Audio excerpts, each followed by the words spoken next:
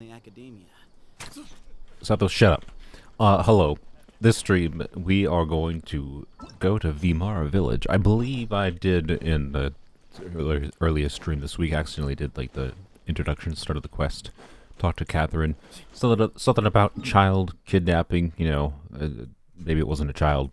Maybe it wasn't a kidnapping. I don't know. It doesn't matter. Well, I mean, maybe it does matter. I don't know. By the way, my voice sounds weird because I'm using closed-back headphones right now. Oh man, it sounds really weird. I didn't realize, like, okay, I'm immediately distracted. The stream needs to be short, by the way, because I need to like actually edit videos. I'm hoping to get 2 videos out for this weekend. We'll see if that actually happens. I'm gonna go use my 20 resin real quick, but anywho's, the quest is pretty short. That's good. I've heard it's short, so your notifications made me think I had to get off, go to bed. So, anyways, my voice sounds really weird to myself right now, which is weird because, and I noticed this yesterday too when I recorded. I'm not gonna mention this in the edited video though, but like, it sounds really weird to me, and the reason is because normally I've been using open back headphones where like you can hear, right? It's purposefully, there is not anything blocking like the sides of the headphone ear cups, right? It's to let audio leak out on purpose because it like makes your headphones like sound more like speakers is probably the simple way I can describe it, right? And when I am recording, I am now realizing, now that I have recorded and now I'm doing this live stream with these closed-back headphones, how consciously, like how subconsciously, I guess, I was paying attention to my own speaking while I'm streaming or recording. Because right now it's like my brain can't compute my own talking. Because it's just like I'm hearing myself talk and I'm paying attention to myself talk. And that's not normally, like, I don't pay attention to how I talk, like, when I am with friends, right? Butthole. So, it's weird, is all I can say. You die. Thank you. Yeah, there is a Sijuin fan, the only Sijuin fan in the world. So, I don't know. Point is, when I stream and record, I think I'm gonna have... Oh, it's so annoying. If only my freaking... This is probably not going to become a stream, but I was considering streaming, trying to fix my Meze Empyreans. They broke. My f***ing $3,000 headphones broke. For the second time. So I'm never buying Mezes again. You shouldn't. I'm considering making a video about it, basically being like, you shouldn't buy Meze headphones. Because quite frankly, I'm at the point where like, I don't think they stand by their product. If they don't offer a 10-year warranty or make these things better. Because I've had now the same problem with my Mezes twice. The first time they fixed it because it was under warranty. The second time they're not, and they want $1,000 to fix the headphones. And I'm just like, no. Go frick yourselves. Like, part of the reason I bought those headphones in the first place was found it potentially worthwhile because I like just listening to music and doing nothing else. Like, just listening to music is the thing I like to do. And like those headphones have made me enjoy different kinds of music. God, it sounds so weird with closed back headphones. I can't compute right now. And like those headphones were something I tried. Like I bought them for $2,000 used, to be clear, because why pay for them new?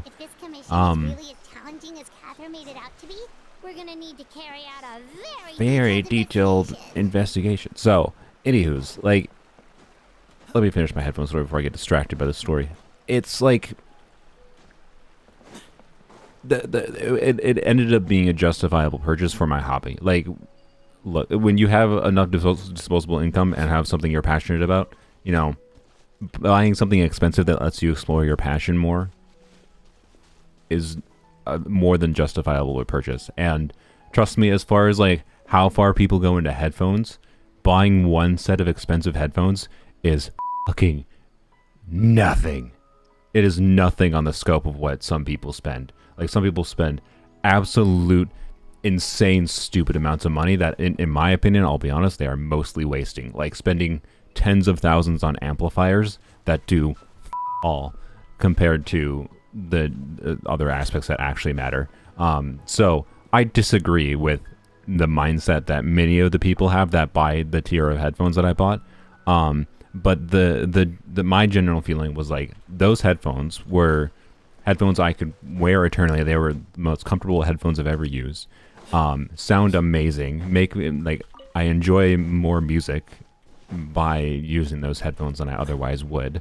Like I have started to enjoy more genres of music because of those headphones, and now they just don't function. One of the ears died again, inexplicably, and it sucks because now it's like harder. Like the songs I like to listen to on it, I can't do that now, right? Without buying another pair or paying $1,000 to fix them. And so I'm using closed back headphones right now, right? And I'm realizing, how much I kind of need open back headphones to be able to passively listen to my own voice while I'm talking. Like it's really hard for me to like. I don't know if you hear the difference in how I'm talking, but it's hard for me to like think about the things I am saying, almost, is what it feels like right now to me, because of the fact that I can't hear myself talking as well. So I think I need to take a second. I actually have a pair of I switched these. The headphones I'm using right now are Bear Dynamic DT770s, which are closed back headphones, and they're very good. I like the headphones a lot, but I think they're not good for my purpose right now. I have some Sennheiser 598s. Both of these are relatively cheap headphones, like in the $100-ish range. I'm going to switch them over quick. Give me a second, because I need to be able to actually hear my own voice while I'm streaming, is what I'm finding. And there we go. Wow, it's so weird. Like, this tells me that my brain like goes into a different mode. You probably hear very little different, to be clear, but like it's funny because like I did not notice this when I started using these closed back headphones and I was talking to my friends, like just talking to my friends playing games earlier this week. Because the way you talk with people normally, you're not paying attention to your own voice. But when I'm recording and when I'm live streaming, I'm very much. Oh, my audio's a little bit too loud. I adjust the volume down. Not for you, just for me. Like, it's really weird how like, my voice sounds completely different to me right now, and now I feel like I can properly compute what I'm saying. I don't know. I have not realized until this week, is my point, how much I consciously listen to the words I am saying. Also, part of the reason I've been rambling about this is because I wanted to let some viewers join for anyone that wanted to watch this. I knew it would be a lower viewed stream, but having only 34 viewers, I'll be honest, I mulled over whether I wanted to actually bother streaming this or not, but I decided to stream it because I said in like the stream a day or two ago, whatever, that I would. So anyways, let's just do the story. I don't know, the fact that there's only like 30 people watching, just saying, I might not do any story streams ever again. like I appreciate you guys joining, but also like 30 viewers is not worth. Like I will get $1. Audio's still too loud for me. I will get like $1 for this stream if I'm lucky. So from ad revenue. Yeah, I know it's not what I normally do. It's fine. Just the number of people that say they just like watch my content to like listen to my voice and like I don't even know what you're saying half the time, but I like to listen to your voice. It's like, it makes me think like, okay, sorry, I didn't mean to sound I should listen to what he's actually saying. Actually just you my answer to your questions. You know, I thought more people might want to be interested. Anywho's, so it's fine. I don't mind doing small chill streams, but my thing, honestly, if I do story streams in the future, like if I don't. Yeah, let's assume I get a few more viewers by the time the stream ends, right? I go to 50 viewers, it's still nothing for my streams. If I do story streams in the future, they'll probably be on Twitch, where I won't make any money, but like, the worry of doing a low viewership stream on YouTube is like, if YouTube sees me stream something, and like the people that normally watch my streams don't watch this stream, Maybe we did. It makes it so that the YouTube algorithm will recommend the next stream I do, which people might have watched more. It'll recommend it. It'll put it in less people's home feeds. Like my next, because I did this stream, my stream on the weekend will probably perform worse. And that was the only Is basically what I'm saying. Alright, specifics aside then, what kind of So- person was young guy. Are they really just going through? What, man, they do this every f***ing time. There's this weird blonde dude. He's young, but also immortal. He has weird eyes and a cool cape. I wonder who it is. Like, stop. started talking about him, you don't seem nearly as down in the dumps as you did before. But of Just- course, there aren't many young Why? people Why do they do like this him same nowadays. thing? So It's the same thing every time. Also, I hope Dainsleif, to be clear, and I'm complaining immediately, but I hope Dainsleif is nothing bad. actually in this quest this time. Could he have just moved away without telling anyone? No, he's not the type to leave without saying goodbye. Oh, this isn't about Dane? Okay, sorry. They were talking about something in his early 20s. I thought they were about Dane. It's my bad. That's what I get for not paying attention. Let's go down some more. Okay, yeah, okay. So I thought we were looking for a child, though. That's why I thought this dude was talking about someone in their early 20s that disappeared. Okay, I just completely misremembered then. That's my own bad. I thought we were looking for a child, so I thought when he was talking about someone in their early 20s that was referencing Dane was here and also like investigating or something, because I knew it was the Dainsleif quest. I'm sorry. But apparently we're just looking for someone in their 20s. It's Tartag, yeah. So yeah, I blame my brain and blame my brain and the fact that I accidentally started this quest, because Genshin does this stupid crap where like you can accidentally start quests all the time. And like I started it several days ago, and then I forgot what the specific dialogue was because I wasn't trying to do that quest at that moment in time, right? And I didn't pay attention to that moment in time even because that wasn't what I was trying to do. With my failing So, eyesight, I'm afraid I you know, can't offer much about it. I you get the don't point. think his parents are still Yeah, living living in the Vintage. I am trying to read this, by but the way. somehow he Don't never worry. seemed lonely. In Tartaglia fact, gone he missing. was True. usually the one offering companionship This one is to good. others. Okay, hopefully. He would often take time to visit the Okay. elk, and whenever someone had something on their mind, Yeah, you like this dude. as I get it. village Uh-huh. chief, You own I owe things. him many Yeah, thanks. okay. Helping villagers navigate like- difficult moments in their lives. My dude, my dude, I'm trying to help you. I don't need your life story of why you love him so much. I just need information first so I can try to help you find He him. seems like such a nice and I- gentle person. uh, You wouldn't happen to know any details about Yeah, his thank you, name, Paimon. address, or family I'm just like, situation, can you right? just like stop with your life story for a second? I'm ashamed to admit it, but You can't remember? There's like 8 people in this no village. matter how you look at it, I Okay. should know those things. But for some reason, no matter how hard I try to Okay. remember, the information just doesn't I mean, come. by order of elimination, we My can just find the age house really that's has empty, I caught think. up with me. It's okay. There's no need to force yourself to try and New remember. Genshin player, you've We'll been playing figure for a month. I something want to say I live your content. Thanks. You binged all weapons only? Oh, God. No, you chose the terrible one. I hate weapons only. I'm glad it was entertaining for people, but out. Well, Traveler, what do you think? any like negativity people saw in weapons only was because I hated weapons only. Anyways, Paimon thinks so too. I imagine the him not remembering the address is a plot point with this quest, presumably. And nobody has yeah. been able to tell us anything about his It's family been or where he erased lived. from existence. This guy's been Is it erased Ermin's from Soul reality or related? something. I don't know. Maybe. Never heard of that before. So you're saying it's not that he's been erased It necessarily. never existed. Okay, Paimon's gonna need some time to process that. Hmm. We're starting polearms only now. Great, thank you. That's one I actually liked, which is also like one that the polearms only journey is a little bit different than the weapons only journey because like I knew much less about Genshin starting polearms only. So like polearms only has like kind of been along with me. I started polearms only like 3 months after I first started playing Genshin, right? I've been so worried the Adventurers Guild. My name is Atosa, by the way. Atosa, I grew hello. up here in Vimara Village. Anyway, We'll track him down. Yeah. No need Yep. to worry. We'll give it our best shot. Any leads? Follow me. This means you're the lead, not... Okay, whatever, it's fine. Where'd you... Okay, well... Oh, over here. Right. Anywho's. Maybe you should have done a 4-star only account. Oh yeah, the 4-star only is way less miserable.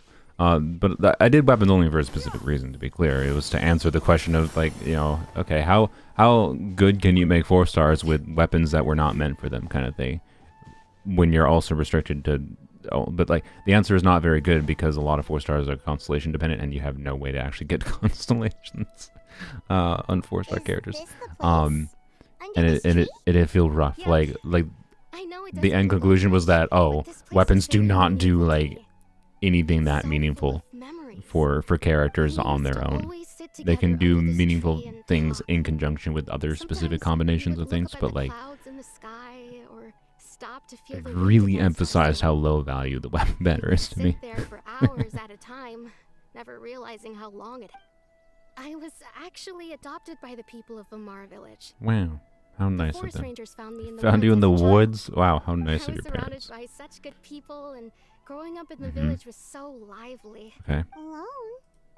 After this dialogue, look at the tree How branches. should I Okay. put it? Something's Good bothering news. you, You or always when want to you talk have about good it. news to Okay. share.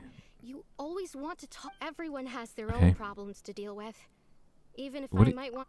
What does this have to Really? do with the lost person, by the way? Like, You know exactly what's going on? how I feel? Yeah. Wow, that sounds really nice. Okay. You're quite Some lucky. missing villager. You could say that to me. He felt like When both it a comes family to a member, a missing friend, a friend who villager, could really well, understand me. no What's his matter what name? came my way, I knew I could. He was so thoughtful. Okay. And Yeah. pure Thanks for it. and I really patient. love this person. Whenever really, talked to him, really he would do. always seem so I really, interested, really love as this if the things I person was for the describing were 800th just time. as important. Ever since he disappeared, there's been so much I wanted to tell. Uh-huh. No, Okay. no, I'm glad. none I'm of happy those for you. things matters now. Wow. You two. Did he ever But tell also, you anything about himself? can you like actually give us information to help you? He mostly just talked about interesting things he saw around the village. What kind of things? He'd share a lot of his own. Oh, right. I did ask him about his parents once. They're not here anymore. All I How said was, useful? I Okay. didn't know whether that meant they had left the village or passed away. Didn't want to pry. And Okay. Still not Cool. much to go She off really, of. I really love this person, but I also know nothing about him. Talking your ear off and still 'Kay. nothing to show for He was it. kind, the best person I'm ever. sorry Like, I wasn't more I know it's like Ermin's little shenanigans. I get it, but like also, it's just this. As far as like starting a mystery setup, I don't know if it has hooked me yet. That's all. The last time I talked this much in one go was when we were Yeah, snowed yeah. together. Hello, a person I met five minutes ago. Follow me under this tree. I wish to tell you my love life. Yep, pretty much. Dusk, just like right now. It's like, wait a minute. Are you Time confessing always to passed me? by really slowly, Uh huh.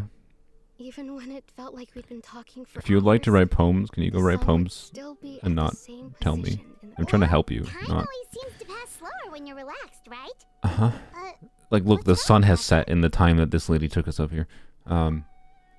90-year-old people, like I can understand with old people, and old people have like enough weird ass random garbage to say that they're fun to listen to. This lady just doesn't make sense. Like, what? There's some dolls in the tree.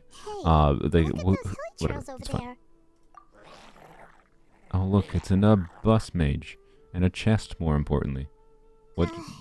Okay, something just faded out in distance. The yappiest yapper to ever yap. I mean, yeah. And to be clear, like, this is surprisingly not an argument I've seen people use against me when I claim that, like, Genshin's dialogue is a lot of words to say nothing at all.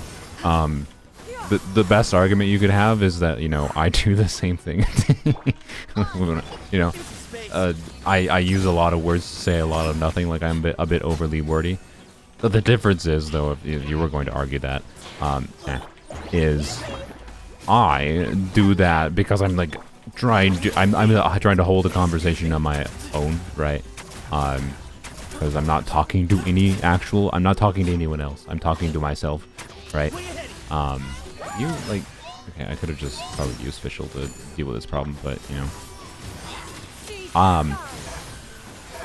can you like cease existing, please? Really? Good lord. Why? What? Where did you go? You just effed off for like 3 minutes. Okay. Why is Sean Yoon here? Overworld. Thank you so much. So yeah, every Genshin content creator is a yapper, but like I have to yap, right? You Like haven't been here. I'm not sure that's what why I'm about. streaming right now. Is to yap. No trouble. But if I was actually having a conversation with people, is different. I talk very little in conversations with people. But anyways, Now that I think about it, the hilly trails those writers around get paid for Vimara their Village job, have been yeah, a and lot more active they're not lately. very good. Or I've seen I shouldn't say they're not very good. often They might attack be good by anything in Chinese sight. standards for Chief how to Amatia write. doesn't I don't allow know. the children to play in the area around the village anymore. Maybe the Abyss I'm not Order saying I really would do a is better job. involved. Well, I don't we really should head want back their and job. check out the situation in Vimara I Village think I just could in do a case. better job The Abyss Order is plotting something that if I could was a spell writer. trouble for the villagers. At least you talk to people unlike me. Yeah. So, anywho's, Wait a second. yep. That It's person. Dainsleif. It's Dainsleif. Surprise. Well, okay, what did he do? He just poofed. He just threw some fireworks on the ground. He's playing with firecrackers. Hello. Oh, a friend of yours? Let's see if you're actually part of this quest for more than 5 Well, minutes I'll leave compared you to all last it year. then. I should Okay, bye. Good luck on your love life with the person that doesn't exist. Genshin writers are goats at writing background, but writing dialogue isn't the best. Yeah, like the lore of like the whole Genshin world, like as far as like the ideas there, like everything's really good, and then the actual things that happen between characters, it's like, So you're here to investigate the Abyss Order then. That would explain the monsters you were fighting just now. Naturally. Hold on. should build Dendro Traveler on your European Here for account. the same purpose. Yeah, 32 hours of yesterday. I mean, Dendro Traveler is probably the easiest method you have to do some competent damage in a number of different forms. Kale is an option, but Dendro Traveler is better than Kale. So, you know. I do recommend Dendro Traveler for most players, particularly new players. It may have taken you a while to catch on, but I'm sure you've also realized by now that there's something strange about this place. Also, keep in mind at The Abyss Order AR32, is most certainly planning something in you're not this at a point area, where you can really or worse, build characters by most planning standards already of in motion. what a build So team you looks think like the Abyss Order is when behind you're the at hilly trail AR50, activity in the AR55. area? But you can still, you know, do the Dendro Those reactions, things use there. Barbara, Dendro I Traveler highly together, doubt that is their primary motive. tap things with I would Lisa, imagine the increased tap the cores with hilly Lisa, trail and then activity blam, is get merely a damage. But you can also just do byproduct Overload of instead. You don't whatever have to it do is they're Dendro really reactions. trying to accomplish. Haley Trail, okay, Still, yeah. The hilly trail activity is causing a lot of problems for Uh-huh. the people. The best way to protect them is by figuring out what the Abyss The Order Abyss is really Order. planning. This That further tragedy. further tragedy. And you shall have them. He's so I drama. never intended to hide any. Don't worry. Like, my god, can you imagine meeting someone like this in real life, dressed like this, and then he starts talking about the Abyss Order? We must, like, investigate to prevent further tragedy. Like, okay, dude, chill a little bit. So that was the commission that brought I'll you help here you to out, Vimara but, like, Village. also... Someone who seems to only exist in people's memories. That is indeed quite intriguing. Okay, It yep. appears all we No, have no, by way of unknown clues connection. is Dane is not helping at all. increased hilly Alright. trail activity. He's just yelling about the And Abyss that is Order, which he's certainly been not doing much for to go 500 off years. So, you know, if you met someone from 500 years ago, they'd be the same. Look, if I live for 500 years, I don't intend to go talk to random people. Well, okay, Dainsleif and the Traveler are not random people, but, like, I don't intend to go and yell about the Abyss Order on the street. I think if I lose my sanity, then maybe. But I don't think Dainsleif is meant to be insane. So, Traveler, let me Anyways. ask you this.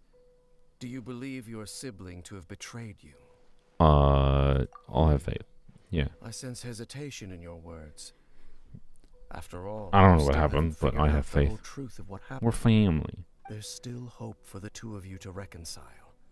Irreparable You aren't damage has 500? not I know. yet been done. Dane is kind of The insane. sinner you wish to know Is about, he? He doesn't act that his insane. situation is different. Not in the ways that I conceive of He and his insanity, fellow to be clear. sinners have But long that you can't betrayed me. define other They've ways he long acts as betrayed their insane. nation.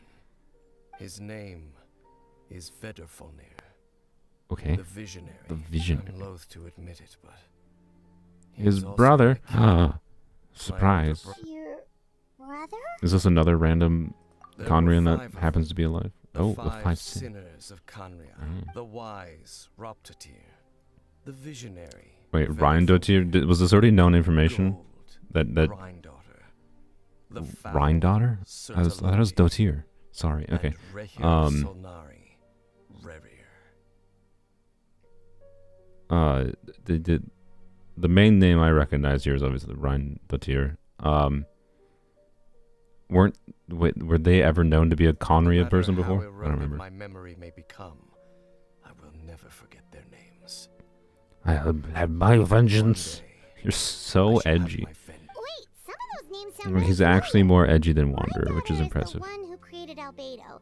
Yeah. Sertology is Skirk's master. Forgot about that. And the one we just learned about, Dane's brother, Vedafolnir. If Are we he actually was gonna the meet voice one of these the characters? sinner, I hope so. then the one who Is this quest actually gonna meet one of these super powerful ancient figures for once? People of great Please. esteem in Conria. Those who Yes, carried Ryan the is from books of Conria. I mean, I got fortune. that from that line. I mean, I'm They saying, were did we the know that best of their before? peers, standing in their Did we know respective that fields. before? Not 6 of us just there. together. We Yeah, should have Albedo been mentioned. ones First time to Albedo's prevent mentioned in the the last 8 years. disaster.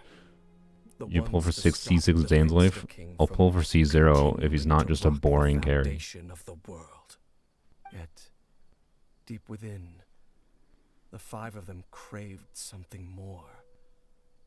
They could not resist the call of the abyss, and divided among themselves a power that could destroy the world. Okay. So they became sinners, but Transcendent also transcendent beings. Okay, I Each want to possession meet of one of them. And when the cataclysm occurred, Please. not I one of hope them something stood like in actually defense of their really interesting nation. happens in this quest versus, you Not know, one came forward to prevent the an tragedy. hour of And for something that, to get like one they shall flashback never have my forgiveness. where you're like, oh, you were actually playing as the twin the whole time. Whoa, what a twist. And that was the whole quest. Indeed. Yes, I was not happy with If they the are not last year's quest. stopped, the day is sure to come when they will also betray the. Of course. And this is one of the more As I interesting storylines in never Genshin, I intended to think. hide anything from That you. seems to have a lot of So, ties and Dane, connections to what other have you things been going looking on. into all this time? And it progresses at a horrifyingly To investigate poo-poo the bear questions snail's surrounding the Loom pace. of Fate. It's been and the quite actual some content in the time quest since itself is initial like so operation was disconnected from the launched. things that are actually By interesting about the retrieving storyline. eye of the first field tiller, We're we were referencing able the to first stop Dane's part of quest. their plan Interesting. from coming to fruition. Oh, Paimon remembers. Weren't they going to use We it did to know corrupt Ryan this was from, isle and Ryan make was a from god or Conria. something? Okay, I just wasn't up to date on things. However, it's obvious What about that was Dainsleif's just some weapon? sort of technical Why? experiment. What? I don't care. Like, I'm The not eye gonna, was I'm not gonna tell you I'm gonna make plan, decisions about pulling but for somehow, Dainsleif despite or his failing to weapon obtain it, right now when he they might not skipped exist the for 7 experimental years. phase and found some other way to keep moving forward. Uh-huh. There are many signs pointing to that effect. Uh-huh. Then what should we do? It's not too late, is it? Our most pressing concern is to determine the purpose of the Loom of Fate. From there, we'll be able to Okay. deduce based on Yeah. the intel I've Yeah. gathered so far. So that's about the Loom of Fate related to the ley lines. Okay, how specific? Traveler.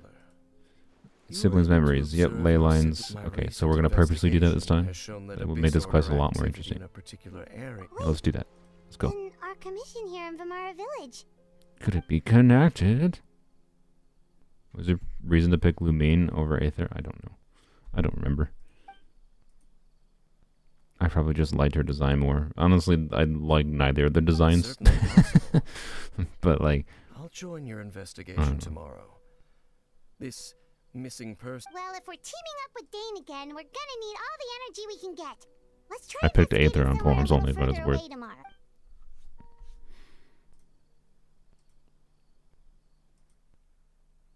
Dane was on the Nations trailer from almost 4 years ago. Yeah, I know. It's very obvious Dane will be playable. That was not my point. My point was, why am I going to make decisions on pulling for a character now? Tired. Like, I know you're just asking, like, oh, do you like Dainsleif so much that you're willing to commit your life savings to him? Because clearly, if you don't commit right now, you don't like him enough. Like, no. I'm going to decide if I want him based on his kit. I'm sorry. You're trying to run ads when I'm trying to rant, YouTube. No, skip them ads.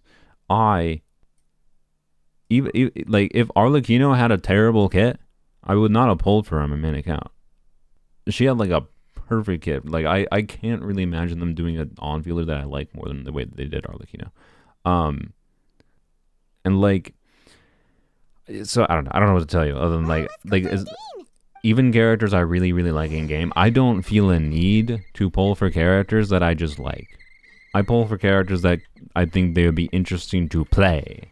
Like, I could have more fun playing this video game with this character. Not, oh my god, look at the Ubas on Cloud Retainer. I need the Uba. Like, no, I pulled Cloud Retainer because I get to do plunge shenanigans, and also in hindsight, she's very, very, very good for Overworld, hence why she's even in this team at all right now. It's just Overworld. So, anyways, like, that's, like, just get that out of the way. I don't pull for characters because I just want to simp them. Sorry. It's not my priority. Like, it can be a factor for wanting a character. Like, it was a factor for wanting Arlecchino. And, like, I want the characters I like to be better. But it won't stop me. So, it's not, like, the priority. And it, like, yeah. So, anyways, like, a character I dislike on a characterization level will not stop me from pulling for a character. And a character I really like would make it a lot more likely for me to pull a character, but it's not the difference. And I'm never going to say, like, oh, I'm going to get C6 because I just really like this character. Of him. Maybe we just... No. The memories that suddenly appeared in my mind after I woke up. I've never met this person before. Okay. What do you remember? Does he actually remember something? The eye of the first field tiller. What? Okay, so this missing person definitely has something to do with the Abyss Order. Indeed. You don't say. And it appears he It's taken like possesses 10 the minutes to get to ability anything of substance. Plant memories into the... Wait then. All the memories the villagers have of him. Could they be fake? You're saying that lady is in love with a fake person? Oh no. But why would he do something like that? Only character you pulled just because you like them was Wander, but will not. I will not pull for a character I hate. Yeah, that's fair. I'm just establishing that's not like a baseline consideration of mine. What sort of truth? That their goal is still to obtain the eye of the first field tiller. They haven't stopped searching for Spend it. enough money on big tits for everyone. Sylvia, stop. Just stop for your own good. Was an attempt to interfere. Your concerns are not entirely unfounded. I don't, but however, considering their I think it's insanely unhealthy, by the way, to think you like if you really like a character, obviously it makes sense to get the character because you want to play as the character that you really like, regardless of their kit, right? I'm not saying like I said, that's a major factor potentially for me still to pull for characters, but like I think you really need to step back and reconsider your thought if you think that your enjoyment of a character means you have to like get constellations or get a weapon because you really like them. There's a really, really, really unhealthy mindset in the Gacha community that is this like really horrifyingly toxic social pressure, which is just a result of to be clear, marketing manipulation. Like it's these game companies, like these companies manipulating your psychology, and marketing, and like they want you to think this way, right? They want you to think that, oh, if you really love Topaz, if you really love Kafka, you really love Dainsleif, you really love Arlecchino, you gotta get her constellations, you gotta get her weapon. Like, fuck that. Like, I'm sorry. If you actually love a character, get them and just play them a lot. Do your utmost about being like, here's all these cool things you can do with this character. Here's all these like what I do for Candace. I really like Candace. Not like less than a character. I don't dislike her on a character level. She's barely isn't even present in the story, right? But like I really like Candace, and I know a lot of like weird nuances and different ways to like utilize her, right? Even though she's regarded as a pretty not great character. And like when it comes to 5 stars especially, like, and how Genshin is designed, they do a very good job of you can get C0 and use characters, generally speaking, in quite a lot of different ways. Even characters that are like restricted to like really only feeling good in pretty specific contexts tend to have other ways you can use them, and tend to have nuances of like optimization you could do. Like someone that really likes Chlorand, even though I don't care about Chlorand on like a kit level or a character level that much, you could get Chlorand at C0, refine your use and knowledge of her, and be able to like talk to me about it, Cloran, to be like, okay, did you know about like this tech, like the, you know, if you were someone that was like doing the Skyward Sword Chi-Chi tech, right? Like I did see that. That's pretty cool. It's not that insane, to be clear, but like it's interesting and it's a cool nuance that makes like Cloran's kit interesting, right? I don't know. Like I think it's better to show your love for characters by hyper investing into them, not through the gacha system, right? But through the other game mechanisms, like exploring the different concepts of like things you can do with them, right? I think that's the healthy thing to do. Actually play the video game, right? And that can be as simple as just hyper investing into Cloran's Bond of Life artifacts if you want, right? That's the simplest level. Do that first before you start being like, I need her weapon. I need her C7. Like, just like it's just a terrible mindset, and it's just unhealthy, and I don't like it. So like, I do what you want with your own resources and your own money. Do what makes you happy. But when it comes to like talking about characters to other people, talking about characters in this way of like this default way that I see a lot of people being like, what constellation you're going for when someone just like says they like a character? Are you going for their weapon? Is an inherently kind of unhealthy mindset, and just it's bad. Come with me. So, We must anyways, check whether sorry for the eye rant. is still in our possession. Chinese cat killer mafia is bigger than Genshin? What? Oh, I don't play Genshin. Oh, so you're going to take us what? to where you hit it? Or in co-op when whales just want to flex, and it's like, okay, and yeah. What happened there? Oh, it was thoughts. Okay, yeah. Yeah, classic. Not like Mahoyo, can you like you can I don't know. They could do something that could indicate like Traveler not having voice lines is so annoying. Of course. I was very confused there because I was just trying to like listen to the dialogue there while I was reading chat, and then I didn't read one of those things that the Traveler said in their thought bubble there. So I don't know.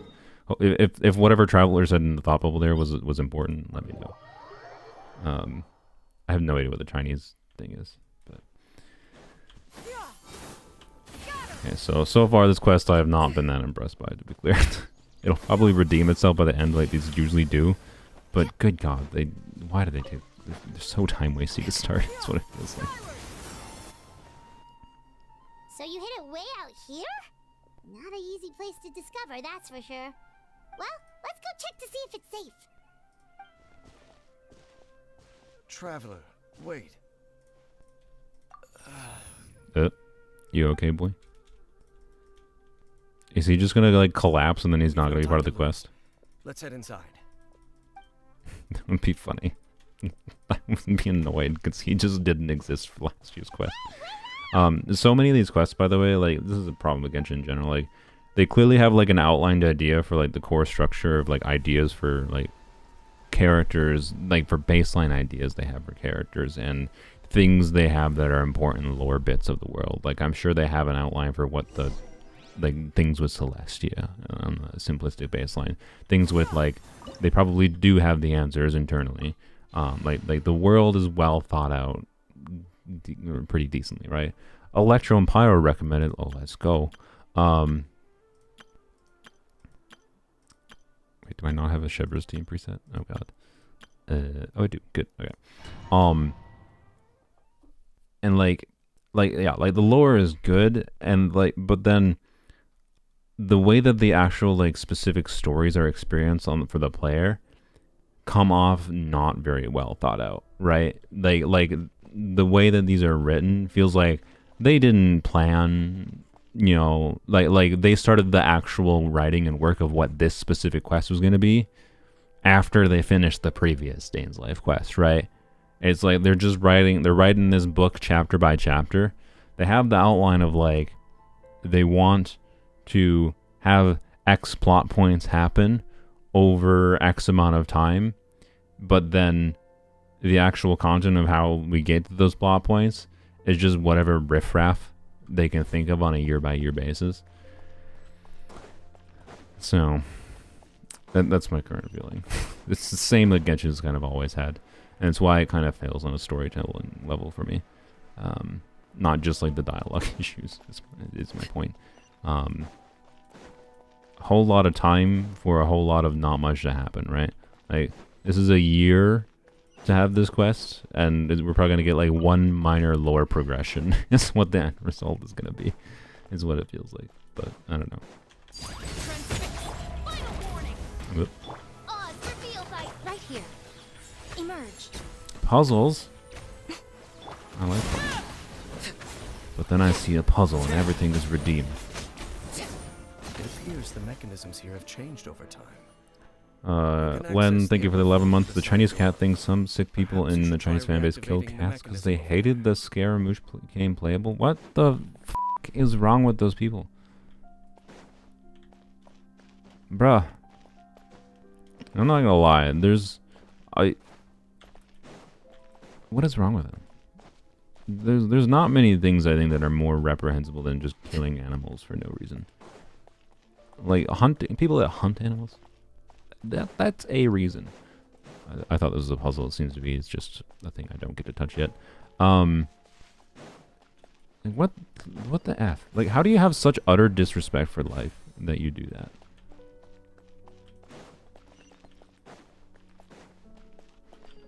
Different cultures and all that, I know. Like, I get it. But I can tell you, if I was in power, I wouldn't tolerate that.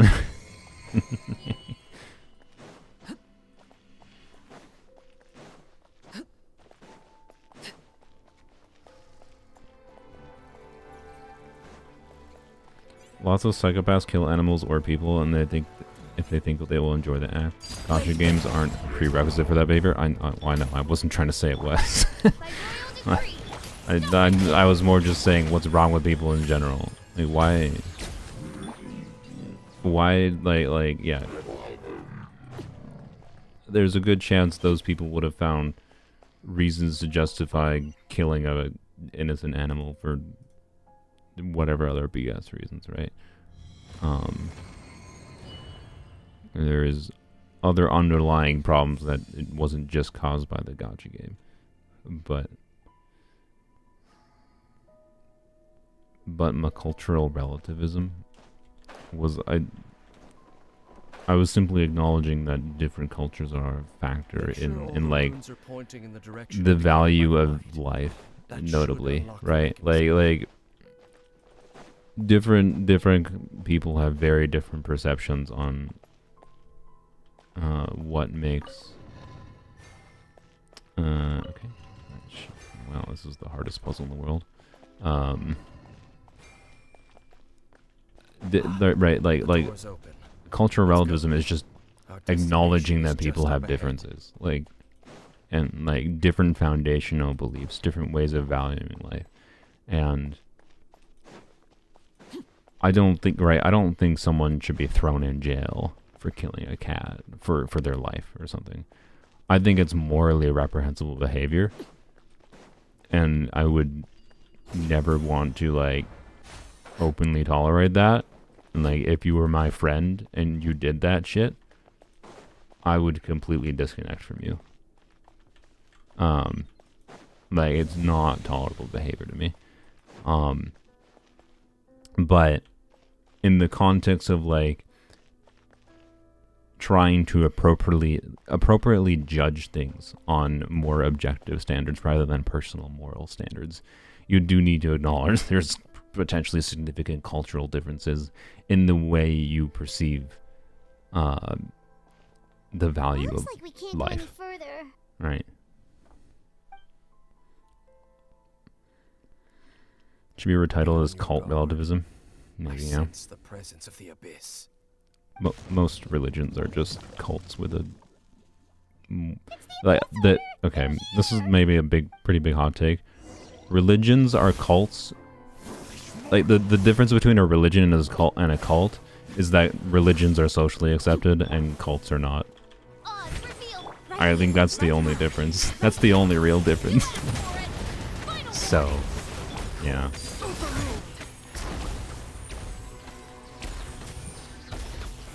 Can you cook?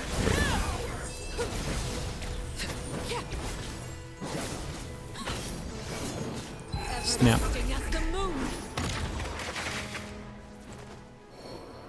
A life is a life unless it's a mosquito at 3 a.m. or 20 bucks. Exactly. Like if you start answering questions for me like where the line is, like do I feel the same?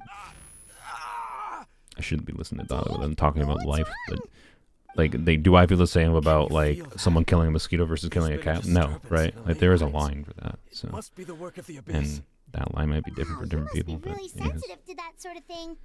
A cult becomes a religion when it has a lot of followers. Yes, that's because it becomes socially acceptable when you have enough followers. Like, a cult becomes a religion because it becomes socially acceptable by nature of, wow, everyone in like insert like geographical area here follows said thing and agrees that this is like cool, and therefore now it's socially acceptable. And now with the internet muddies that a little bit, because now area is not like a geographical area, it's just like groupings of people. But would Genshin be a cult or a religion? I mean, within the context of, I think Genshin itself would be not either of those. But I think like the gacha game mindset in general, I think is something that borders on like cultish or religious. But it depends on like the framework you're operating within. If you're operating within like someone who like thinks all gacha games are just cool, like they only play gacha games kind of thing, that like gacha gamers, which just shouldn't be a thing, that yeah summoning rituals and right, that like is a framework which you could say it's a religious mindset. But from an outside perspective, from someone who does not consider it chill, to just openly accept all gacha games as they are, a little bit cultish, the mindset, right?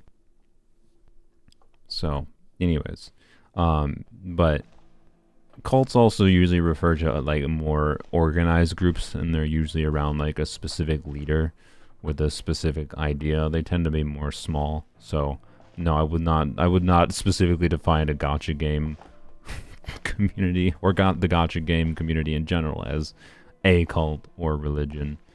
But yeah, I want to emphasize my explanation of cult versus religion was relatively simplified, and there is a sword. Give me the sword. I want the sword. I knew going along with your trap would be the only way to meet ignored face to face. Many factors like size and whatever. But anyways, hello, dude. You risked your safety. He talks. And that of the eye. That's quite the gamble, Dainsleif. But I believe that I am the one walking into a trap laid by the Twilight Sword. Oh. So you came here all on your own? What about those followers of yours? I mean, I'll give Genshin Story something. It somehow it manages to randomly make me talk about philosophy. This seems to happen every time I do Genshin Story. When I stream, I just distract myself and start thinking philosophy. It's something. But if it's a conversation you want, you'll have to defeat me first. Huh. And now we get to play as Dainsleif and fight the twin.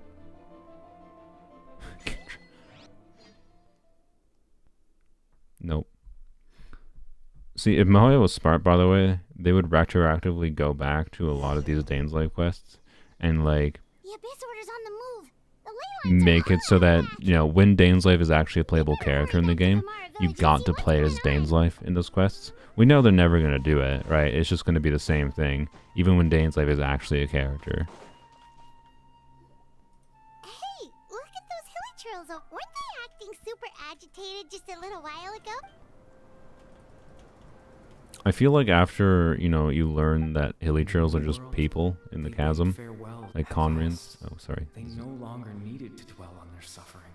Okay. or tried a different. What did this come from? What is the implication here? I'm very confused. Is the implication here that Aether is speaking in Lumine's head?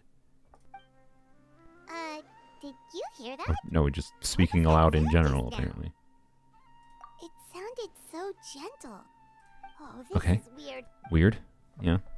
I'm not sure it's actually a smart idea. There really isn't much place for his gameplay. Dainsleif is just an example. But my point is there's other instances in the story. That is one moment where I think it could have easily been slotted in, potentially. They never will, because it would require modifying how they structure some of the story, right? My point is that there's instances in the story where it's just like, oh sweet, I get to try out this character now, and then like, no, you don't actually get to. Have you done the Chlorine quest yet? No. I saw one person rank it as in like S rank story quests. To love. Claimed an endless amount of time to love. What does that mean? Release your tears. You no longer need to hold back your sorrow. Okay. Okay, bro. Apparently the twin is a heck of a poet. Over there. It looks like they're sleeping. Chlorine quest is a D&D session. All right, that does sell me on it more. Whispered, "Sleep well, Father. Sleep well, my beloved people. Father, Arlecchino's in this quest. My beloved people, when you awake, that which differentiates us shall be no more." See, if the VAs had more creative freedom, I feel like what's his bucket? I forgot his name. Aether's voice actor. When you awake, that which differentiates us. Like the pacing of how he was saying that, differentiates was not a good word choice there. I don't think it was the VA's fault. Like, I think the way in which they wanted him to say this line, differentiates, is just a bad word there. It just doesn't flow well. Like, it just hurts the flow of the sentence. It almost sounds like a poem or that some which kind of story. differentiates. Well, now that the hilly trolls have calmed down, Vimara Village should be safe at least. Yeah, it's probably a translation problem. Let's It's put fine. the situation to the side for now. Dane said this might be our chance It just to find sounded the funny. missing That's all I villager. really am So pointing we out. should head back It to sounded Vimara funny. Village before it's... And I don't think it was the voice actor's fault. What? I just wanted to see where I needed to go, how far I needed to go, but it's fine. And now I don't have... See, this is why Cloud Retainer is in the party before, because, like, if I had Cloud Retainer here, I would be, at this moment in time, I would already be over there. But I'm not going to switch to Cloud Retainer now, because it would take too long to go to the menu. Risley VA said they do have influence on the lines. Yeah, they probably have influence on how they speak them, but probably not the words they say. Like, they probably can't edit a word, right? Because there's too many layers of different things going on, I feel like. But I don't know, maybe they do. Maybe they do. And in that case, you know what? He should have said a different word, because it didn't sound very good. It sounded out of place. That's all I can say. Order? Thank you for your I know concern. I didn't say there was no As far director, as I'm aware, but it's been that doesn't mean there's not business as issue with the voice usual here direction in if the that was what village. caused it. But it's a minor issue. My point is, it just stuck out like a sore thumb. It didn't sound like a good word choice. That's all. A black screen with white text can be easily altered. Not if it has to go through a communication chain of like 8 different people going to China, potentially. like, you say it's easy. I'm not saying it's hard in game, but the VA being like, hey, the way I can say this doesn't sound very good to me. How about I use this word instead? And then the voice director is hopefully present and be like, okay, that sounds like a good idea, but I gotta get approval from like this person, and that person has to get approval from another person, and then that person contacts a person at Mohio in China, and like, like that might be the process for replacing one word, right? Whereas like I don't know. So, and like if I was the VA in that context, I would just be like, not worth the trouble. Like if a word sounds slightly out of place, I'd be like, not worth the trouble. Just try to say it in a way that flows as well as I can make it flow. Like that's what I think he tried to do there, rather than trying to change it, even if he could change it, right? You know, the young Then guy there's from Wuthering our Waves with no village. direction. The one you've been Indeed, looking yes. for all this time? You posted a commission with the Sumeru Adventurers Guild. That's kind of the whole reason During a we're here, recording, Chinese actually. due to the translator You're present, he was missing allowed to persons inject his commission. opinion even on translation. That's cool. That's good. Ah, It definitely I shows, do like apologize, Genshin's, you two. especially compared to Wuthering Waves. I appreciate a lot of the voice acting in Worrying you Genshin a too lot much. more. I'm sure There's it's clearly a just lot my more age effort put making into me it. forgetful again. At least right now, I can't seem to recall whatever it is you're referring to. How is that? Man, Sumeru is a fun place, right? Where you get to live under the god of memory manipulation and body takeovering. Fantastic. I still think Nahida is the most like morally questionable character, like gray character on a like she has the most scary powers in lore. You're right. And like Sumeru has some really effed crap going on. I know Irminsul affects places outside of Sumeru, but it seems to primarily affect Sumeru citizens. And like, oh good, like it's just like the schizophrenia nation. That's just what it feels like. The schizophrenia nation with a god that can just take over people's bodies.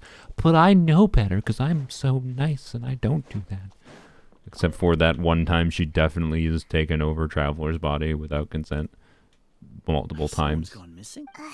Just as expected. No, I like Sumeru. I like Nahida for that reason. But like, I don't think they intended her to come off that like gray. The one you always used to chat with. But she like they tried to make her like innocent goody two shoes. But meanwhile, I'm just like, nah. The powers that Nahida What are has you talking about? makes her inherently horrifying of it. So, There aren't many young people who've earned that kind of praise from me. If you're certain I've been that's what watching he you for a said. long time now, Nahida. There's Yeah, only exactly. one person who fits Is the that bill. creepy? No doubt Because about I'm a it. good person. Like, Why'd you say he's gone missing? Yeah, I just saw him leave the village. There was someone else with him too. they They definitely couldn't did have intend gone it. far. Maybe, yeah. They might have. I don't know. I like Nahida's character for that, but I also hate her. She's just such a weirdo. Strange. Bayram seems to remember him. Like, I don't know that Sumeru's in that much better of a place now that Nahida's ruling versus the academia. Like the academia was horribly corrupt, But that we've somehow but it returned wasn't a to god them that takes before over he went people's missing. bodies. So, you know. The mushrooms as well. Oh yeah, the mushroom crap. I forgot about that. The mushrooms is very weird. Oh, we gotta do this.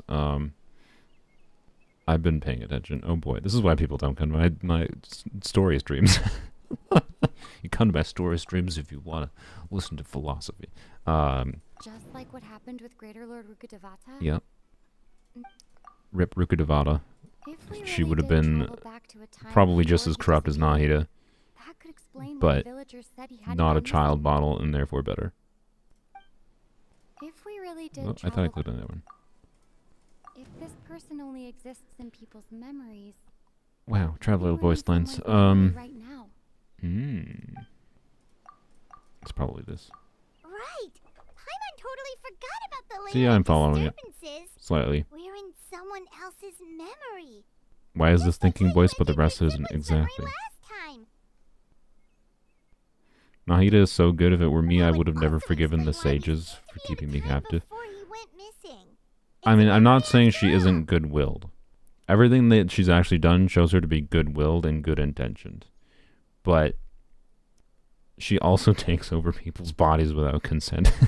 So, Right. you know, If he's someone who only exists in people's memories, then we're final. But didn't Bayram just say that he saw him leave the village with someone? Where should we go look for him? Who knows how long this ley line disturbance is gonna last? We might not have that much time, and we don't even know whose memory. Good idea.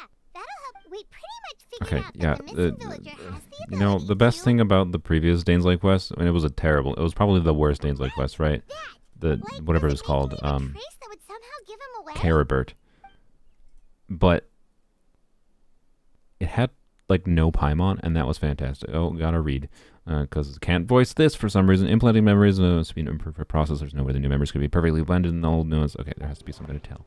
I see. Yeah. All the memories seem to be set in Uh-huh. or near them. Yeah. All Near. the memories seem No, to be I set clicked on another one. If time was allowed to pass within the false memories, I think Carrot was there's good. a higher chance they might Having conflict redone it with recently original recollection. That would on make it Polearms much only harder to because I avoid needed that suspicion. wish. No, it was not very good. It was okay for a unique idea. I appreciate that they tried something new, but also for the yearly Dainsleif quest, having no Dane and just culminating in surprise you were playing as the other twin the whole time. Like the whole quest was basically the twist in my mind. The actual stuff with Carabert was not that interesting. There's a difference between memories that arise from lived experiences and those that are implanted into the mind. Is there? Perhaps it has something to do with time. Is there? Maybe not. If time was allowed to pass within the false what is it? memories, Okay, yeah, we make there's it a higher way. chance they might conflict with someone's original recollection. Just need to All hear the Lumion speak memories again. seem to be set in or near Vimara village. No wonder! All Mhm. this time and the sky hasn't changed a bit. That's the tell of the implanted memories are basically taking place outside of. If the memories included the regular passage of time, Okay, so it would be easy for some. people to tell that something with Yeah, there okay. could be overlap or something. People might start to wonder why they remember doing two different things at this. That's why he. Didn't mean to skip that line, but it was Paimon. Doesn't matter. But consider this in conjunction with what we already know. Then the question. Oh, okay. Didn't even let me read it. And whose memory is this place? Color of the sky. Yep, Coincide. I could see that. Dainsleif had memories implanted into his mind.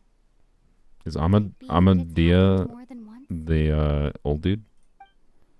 Dainsleif had memories. No, I clicked on this one. We thought Chief Amadia forgot about the missing villager, but it turned.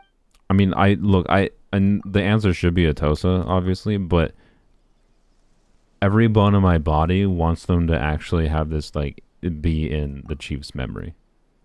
No. Dang it. Dang it, Mahoyo. In one job. Oh, right! That's exactly what Atosa Okay. described! See, that would have been a good twist. Come to think of it, Actually, the chief was in every love time with we the talked, missing it always person. seemed to be around dusk, just like right now. Uh-huh. Time Yeah, always no, I know. It passed was by obvious. really Yeah, it was slowly. very obvious. I noticed that it was sunset Even when I when first it talked to felt her. like we'd been talking I know. Yep. That has to be it! Yeah, that's Let's go. I wanted it to be the old dude. Every bone in my body wanted to be the old dude. That would have been a good twist.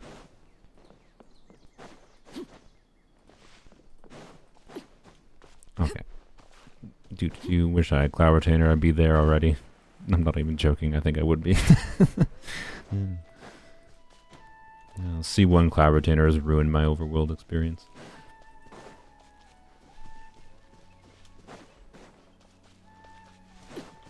And Wuthering Waves. So, you see, Wuthering Granny Waves makes it Jahia even was a worse. mercenary when she was younger.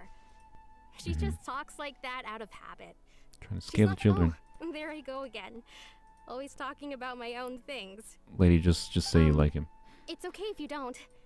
Also, You could also just talk about what you think of me. Oh, I think you're an incredibly strong and how about for our next topic of conversation, many amazing you talk people about how live much a you very love happy me. life. I won't miss someone like me. That's what a healthy Are those healthy your friends romantic over there? relationship looks like. You're just like, let's talk about me now. That's just a really weird line. I don't know. It's just funny. People say stupid things when they're in love. I can be convinced of someone saying that. It's just really funny. Hello. Friends? Hello. I guess you could say that. Prettiest Must have NPC. taken them a lot of effort to Yeah, find he's me. got some cool looking clothes. So, I should see. And what he they has a need. face. I'm sorry, Atosa. Another time, huh?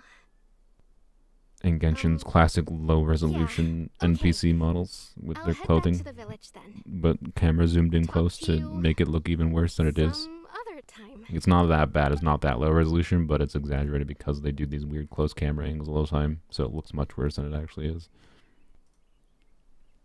In contrast to the It's nice to see vectorized you, like Traveler. models compared to I believe the this is the first time clothing we've met. not being the same.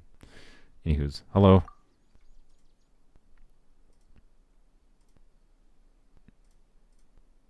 I don't understand why they do that. It just makes your game look worse, right? Like, if I was gonna do a review of Genshin, which maybe it'll happen eventually if I ever make that, you know, the Genshin video essay video I'd forever maybe gonna make. The founder of the Abyss Order. Founder of the disorder. Born into abject sorrow, he shall... Mm-hmm. Dane's brother. One of the 5 sim... You're... Yeah. Kari Bear Alberic. That was Caribert, You know me? or whatever. That's quite a surprise. I appreciate this I connect. believe This I okay. met you This before. quest connecting to the previous one, Oh, I see. bringing this character It was the memory, wasn't it? back Your sibling's memory. You saw makes it the me better. from The previous back one, then. okay. But it is a problem still of This it. is a It's host's been a memory. year. I came here to say Like goodbye to her. anyone like doing these quests sequentially, Right. like playing Suppose I'll just leave her a Caribert message and then instead. playing this one very shortly Let's after, find somewhere else to talk. would probably be like, okay, that's good. That's good, right? It makes sense. But like, in real life, it taking a year. I know he was a Haley Turtle before. Thank you. I can read that. Is this a loading screen? Do I have to click? I see the loading thing. Okay. I'm sure someone has translated part of that at least. I think we do have some of the... I'm pretty sure it's just like letter-to-letter mapping, but I think it's mapping to Chinese characters, not English. So, anywho's. This is pretty. Question. Is there anything in here that's screenshot worthy? I wish, unfortunately, I think the next version of Genshin is finally adding a mode to get rid of UI elements. So I could take a screenshot properly here. Like this is like probably the only in the game right now that you can have a 360-degree sunrise look. So let's see here. Like that quest marker there is quite annoying as far as screenshot worthiness. I can't go into photo mode either. Okay, Genshin, why? Come on. I'm just gonna assume there's no other way to get this area unless you like glitch your way into it. I'm sure someone has found out how. I don't know. If anyone wants to like ping me on Discord a way to glitch into this area, after the quest is done, I would like to know so I can get some screenshots. Because it probably, usually the way that games work, right? This probably exists in some space that you can glitch into. Yeah, Musashi will probably do it. So, yeah.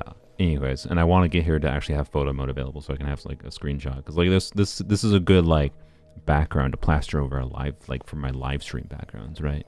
Nice, pleasing looking imagery. But anywho's. Hello. Also, I always like this effect.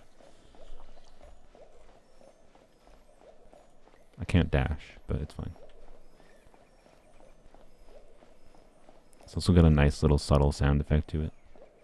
I don't know how well you can hear that. Nice little water dripping. And like a bloop, bloop, bloop, bloop, bloop, bloop. I like it. Good visuals. Genshin pretty game. We know this. Anyways, distracted by nice visuals. Hello. Questing. The Ningguang glitch is already patched. I did not hear about it, but apparently I don't need to. Hello, Care Bear. I suppose you could call it the realm of my consciousness. I'm someone who no longer exists in the real world after all. I see. As you well know. It's nothing. But you still exist Still in have enough strength to play the the part of a Akasha, good or host. the Akasha, the I've always or hoped in that I'd get the Ermintel, chance I to guess, talk maybe? to you like this. And now, the time has finally arrived. Hello. What happened to you? Extreme sorrow and pain. What happened to you? Hope. Extreme regret sorrow coursing and through my pain. veins, and a degree of abyssal power that defies comprehension. It's a weird way to answer that question. Father What told happened to me you? that once I possessed all Extreme things sorrow and known as, pain. I would become the loom Okay. of fate. Yeah. But despite his intentions for me, I never Never truly became became Loom the loom of of fate. I was merely used as a means for its You were just a tool all construction. along. In Who knew truth, Cara Bird's dad was not the best I dad? died the moment I set everything in motion. Rip. The person you This see is similar to the before you other now is area below the nothing 3.4 area. but a remnant of consciousness left over within the loom of fate.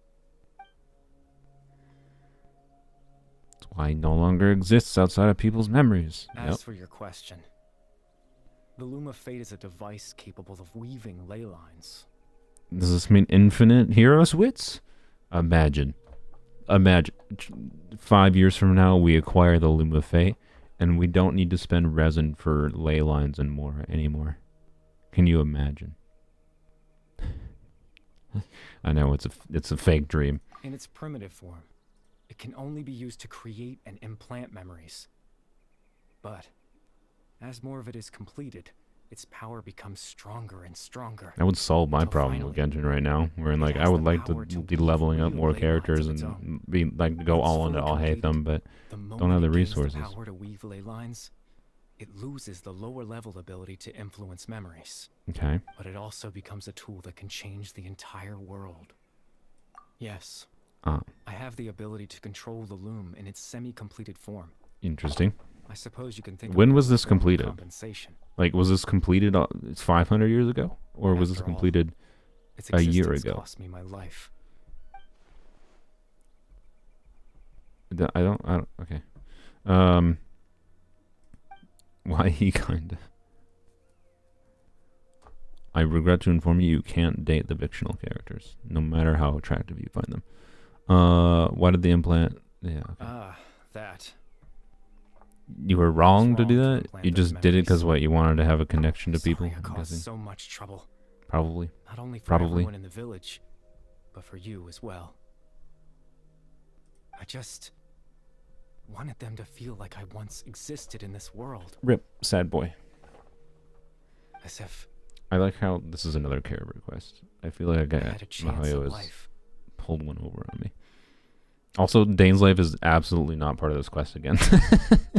Just saying. He was part of it for a very brief part, and then he just left. I know what you must be thinking. Why would I do something so meaningless?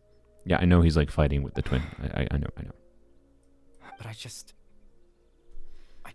couldn't. I had to know what it would be like if I had my own life. What kind Well, of you don't. person I So would get be, over it, bro. what other Deal people with things think as of they me. are rather than the ways you wish they would be.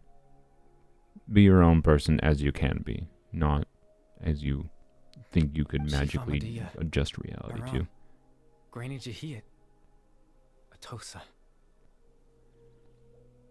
All Dane really did was name drop 5 people. Yeah, that seems to be why he was part of this Alongside quest. them. No cataclysm, no curse. Just a quiet life in a peaceful village. Yeah, I was know. You're a curious, sad so boy. I We get it. selfishly tried to have my own life. I mean, I Even don't if- think it's that selfish. But Even if that meant piecing together the version of myself that could have been. also, you did kind of manipulate memories of people I know that it do sounds actually stupid, exist, which is kind of not cool. After all, As sad as My life your ended a life long time do ago. be, your existence be, I don't think that justifies manipulating other people's memories. Not that stops Gacha companies. any chance at living was They do stripped the away same from me thing, when I just was in a more 8 years sneaky way. old. My consciousness left to mature in an illusory world of nothingness. Even the form you see before you Oh my is god, he's such a nothing but an metaphorical boy. invention based I on get my it. What do you father's do if you advance. just have a floaty, non-existent Imagined existence? version of You just what I would think look like if I had the philosophy chance to grow up. and be sad about yourself eternally. Okay. The cell stands for the tragedy that occurred in Conria back then. Are we going to actually get info about that? I know. But there's nothing I can do to make them find me. If I could exist in the real world, He apologizes to them in the I would Conria return letters on the without a screen second before. Oh, that's thought. good. and surprise them with the suddenness of it all. But, well, that's not possible for... Mm-hmm. I really don't get what's with Genshin and these camera angles. Like, what? Look how low quality his shirt is. That's every time this happens. That's all I can think. Like why? Why? It looks so bad. Anyway, whatever. Look at his eye wibblies. They all believe you once lived among them. Yep. Yeah, are we gonna go ask Nahida a favor to be like, hey Nahida, can you like modify these memories to make it so as if he actually did exist to these people? But then he just like got cancer or something. I don't know. Captain Dainsleif. Twilight's sword, you mean? No need for me to meet up with him. Why not? I would like actually interesting dialogue. Not that this isn't that interesting, but I've had enough of the sad boy dialogue for now. I want more interesting things to be talked about. As someone who could only exist in people's memories. The fact that I'm able to talk to you is in one thing. One thing. The Loom of Fate has already been completed. Oh, okay, I see. Oh, I see. Okay. So, I for the first field dealer fallen in the hands of the Abyss could something have happened to Dane. Rip. Captain Dainsleif. He's absolutely fine. Are you sure? The only reason he lost out is because I planned. Because I happened to guess exactly what he was. Oh, okay. Captain Dainsleif has had the eye inside his body this whole time, hasn't he? His plan was to lure the Abyss Order to a false location, capitalizing on their pursuit of the eye in order to have the chance to confront the prince. He would then hand the eye to you and tell you to take it away from that location. I see. That way, Captain Dainsleif could accomplish his own goal and ensure the safety of the eye all at once. A very thorough... Dainsleif's plan was to lure the prince, lure the twin, and then give Lumine the eye, and then... LOL, good luck, Lumine? that was Dainsleif's plan. Like, did I miss something there? That was Dainsleif's plan. Give the eye to the main character player. Good luck, have fun.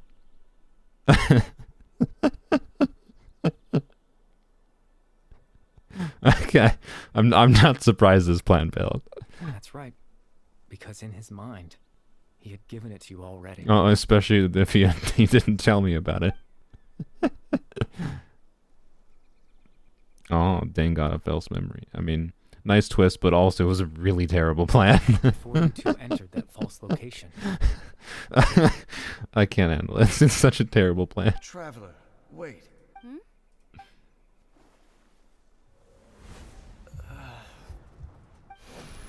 We've no time to lose. Let's head inside. Ah, I see.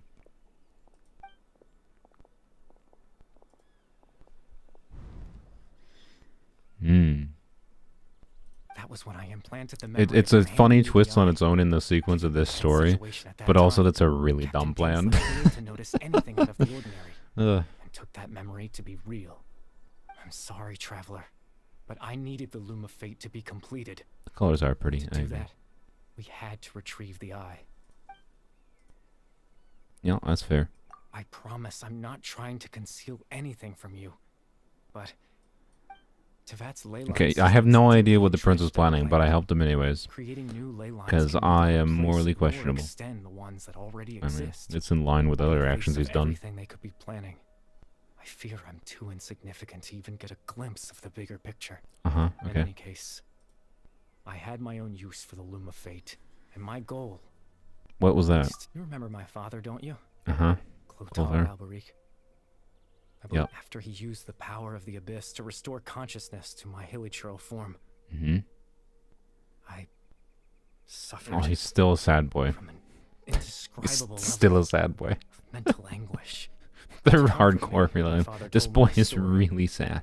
This was a fairy tale world where I had to take on the form of a little monster. That story managed to dispel my fears. Just for a moment. Like, if we can pause for a second, like, I do think the character quest is a lot better now with this connected to it. When its ability to create memories was at its strongest.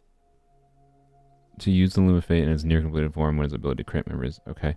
So you wanted to, like, reform your own memories is my guess. Like, give yourself a good life by, like, I can be down with that. I'm assuming that's the intention that they're going with here.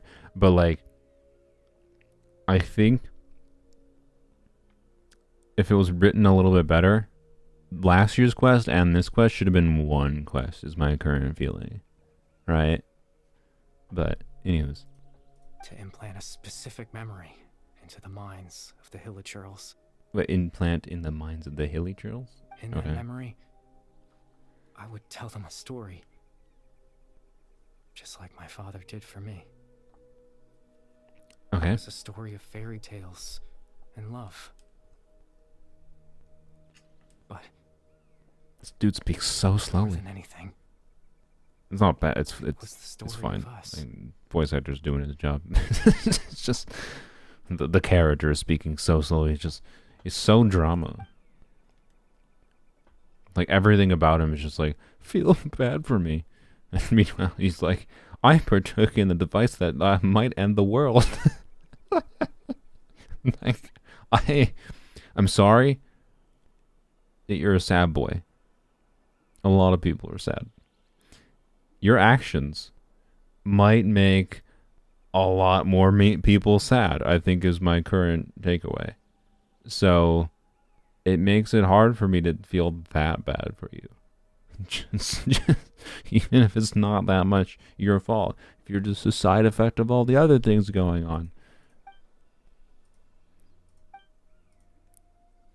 Yeah, okay. He wanted to offer the Hilichurls a moment of comfort and peace. How nice. What a nice boy. not when I lost the very right to exist. I feel like he should have tried to use it to edit his own memories. Implanting those memories. But, you know.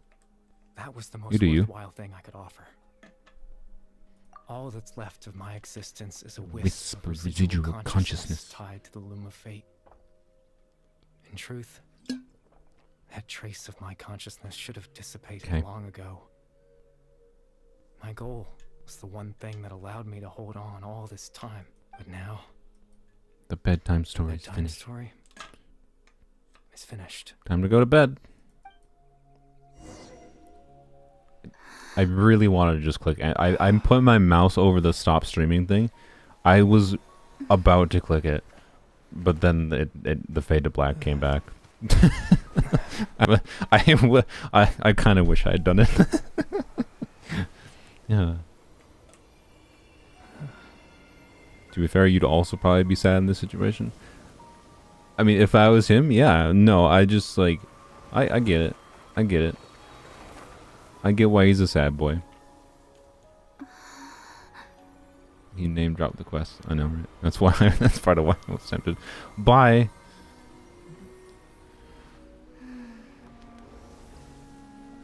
Oh yeah, F to pay respects. Looks like I was too late to see Kari Bear one last time. Wow, are we gonna get actual dialogue between the travelers, the twins? Please, actually speak. I swear to God, if they don't actually speak, I'm gonna mold. What, they're gonna hug and then he's just gonna poof or something?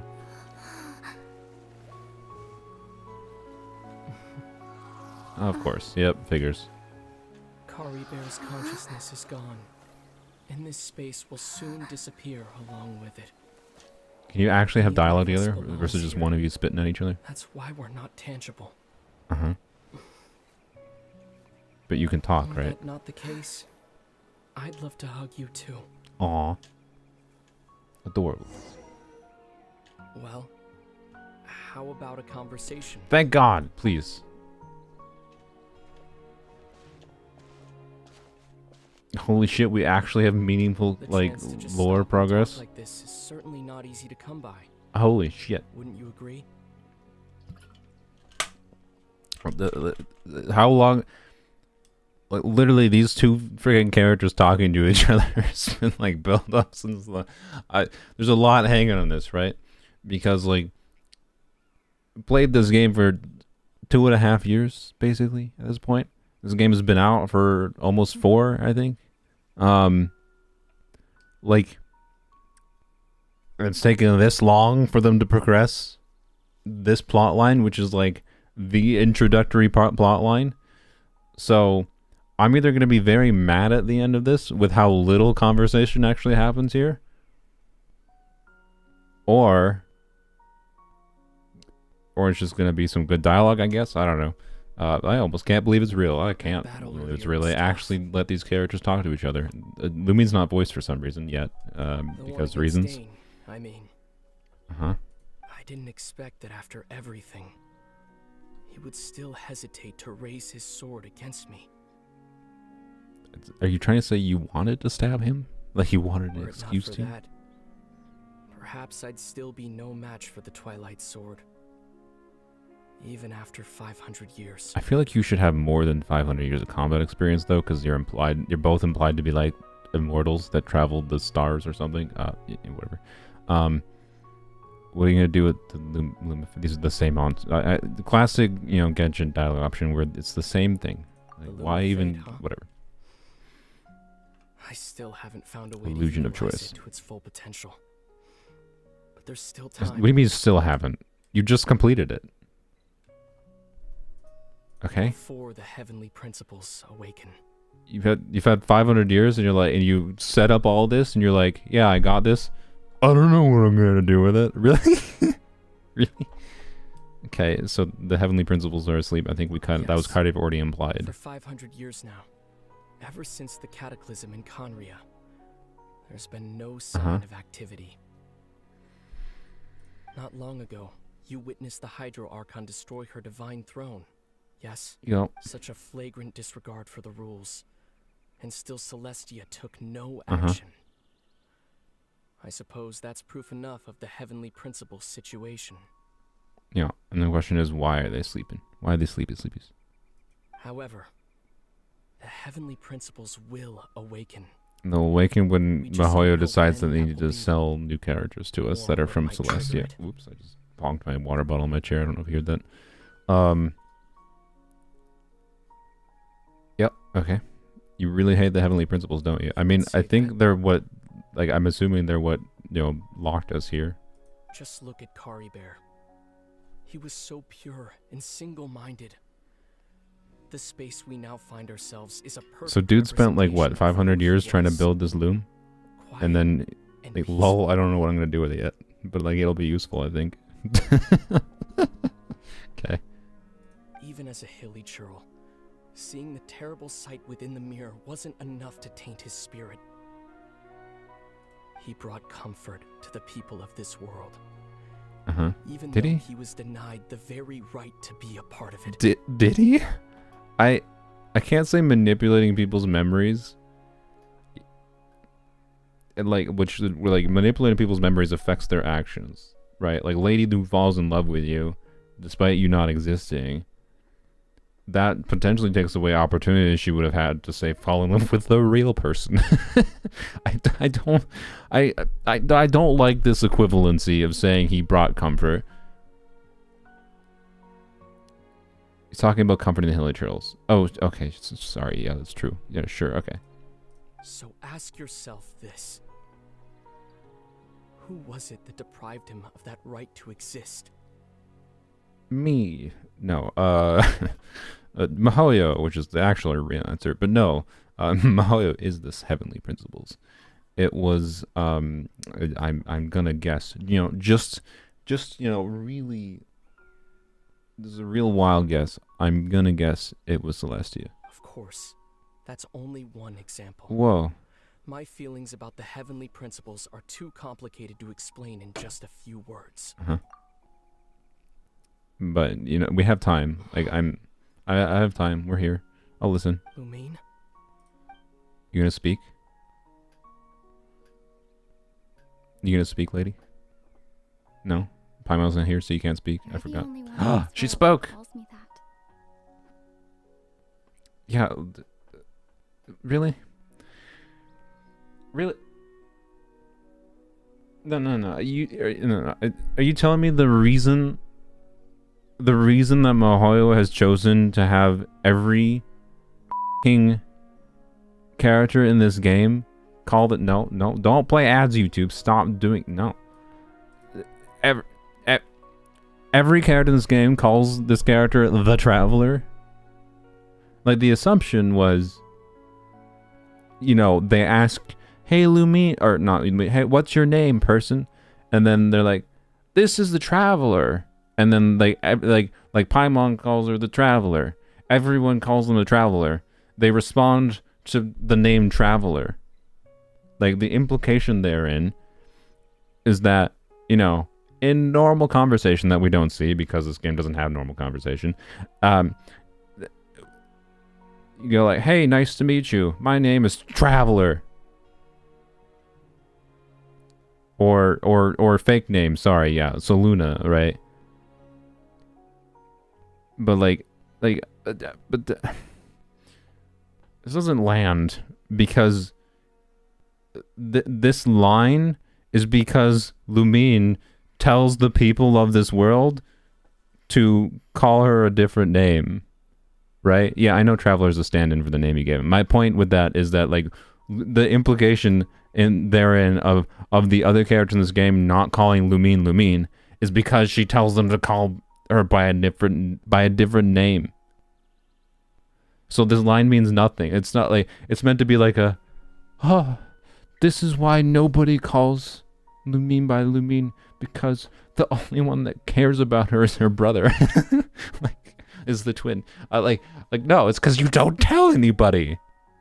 You give them a different name. Like, this doesn't have the impact to me.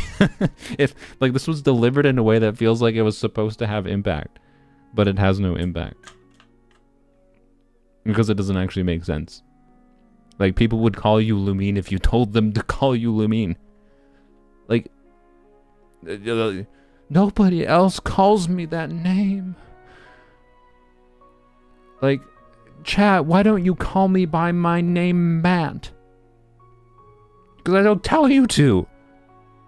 I'm not going to be like, have someone on my stream, that have a friend on stream, and they say Matt, and I'm going to be like, oh, thanks. Nobody else calls me Matt. You're the only one who calls me Matt. And act like that's like emotional impact when I tell people to call me the other name. Yes, my name is Matt. Matthew, technically. Like, I say, call me this name. Call me that name. Yeah, Paimon knows, presumably, and respects the choice. Exactly. So I don't get it. What's the point of this line? Maybe it'll redeem itself with the next line. There's so much I wanted to ask you. Oh, of course. But for some I thought your reason, actual name was Saluna. I I'm not wish. interested I in wish I had asking a these cool questions name right like now. that. No, I just got a boring Christian name. Sorry. There's just one thing I have to ask. You're the only One one who thing calls I me could Lumine. never understand. Duh.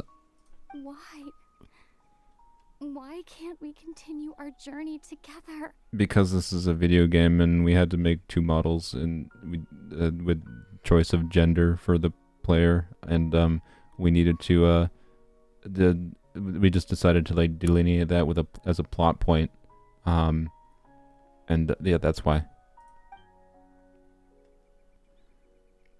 Where does Saluna come from? Sun plus moon. Just a portmanteau. At the end of my journey, I arrived at a place known as the Sea of Flowers at the end. Okay. Do you remember?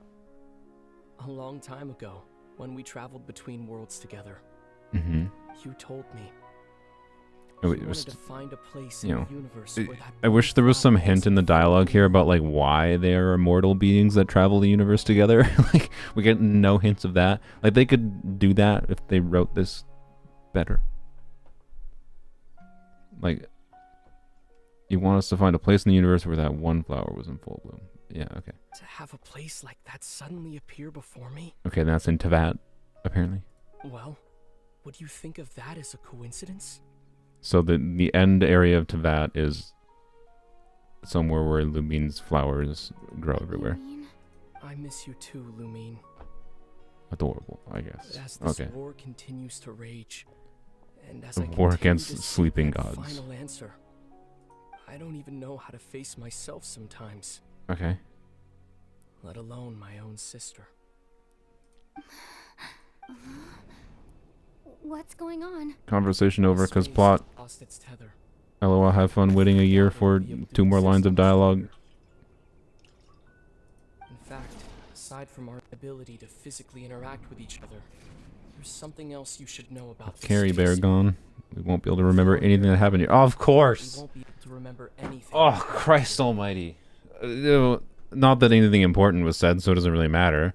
But like, you know, Jesus, no, oh, of course.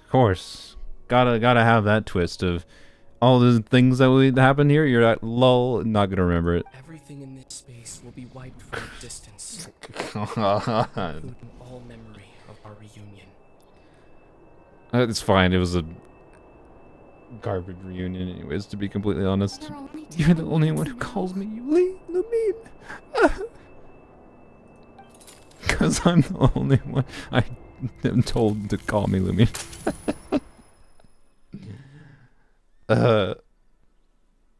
Oops, I forgot. Yep. Well, can I use this as an excuse to rail on the Caribert quest still? Because in lore, I didn't remember any of this. Just saying. Like, if I'm actually properly role-playing the story experience here, that didn't happen. Still so sweet. So I don't know where the last Paimon 20 woke minutes up a went. little earlier than you, so Paimon will fill you in. We met The Caribert, villagers like, said that talking to they the lady, saw and then sleeping near the village, yes. Oh, and something, Dainsleif I don't know where the is last not- 20 minutes went. He didn't say anything, though. Just made sure that you were Yeah, alright and left. uh-huh. Yeah, Dane left. That seems like Dane's life. So, For a second. We were in that memory, this and quest, we saw a guy you called Kari Bear. He was the missing Yeah. villager that we've been trying yeah, to we met find, Carrie right? Bear, and then And we fell unconscious. Paimon doesn't remember what happened. Wait, oh no, the traveler does remember. Oh, I don't have to continue role-playing this. Wait. Yep. Wait. Well, Or we what don't happened remember? I assume we don't remember. How do we know about the Loom of Fate then? Do we don't know the Loom of Fate is complete, right? Notably. Ah, there you are. So I don't think that was what that was implying, right? So okay, yeah, let's roleplay. We're down. All right. So what is the meaningful info we got from this quest? Because we just lost the last 20 minutes. We learned that Carrie Bear, Bayram? who from the previous Dainsleif quest, Did something good happen? was manipulating the people's memories, and Dainsleif fought with our twin, which Lumine doesn't know, I guess, but we know, Something good? because we didn't forget that apparently. Wasn't anything We good. can just at pretend that night. Dainsleif said that to Paimon, even though that wasn't actually dictated. I don't think. It's just that, well, the village organized another search party yesterday.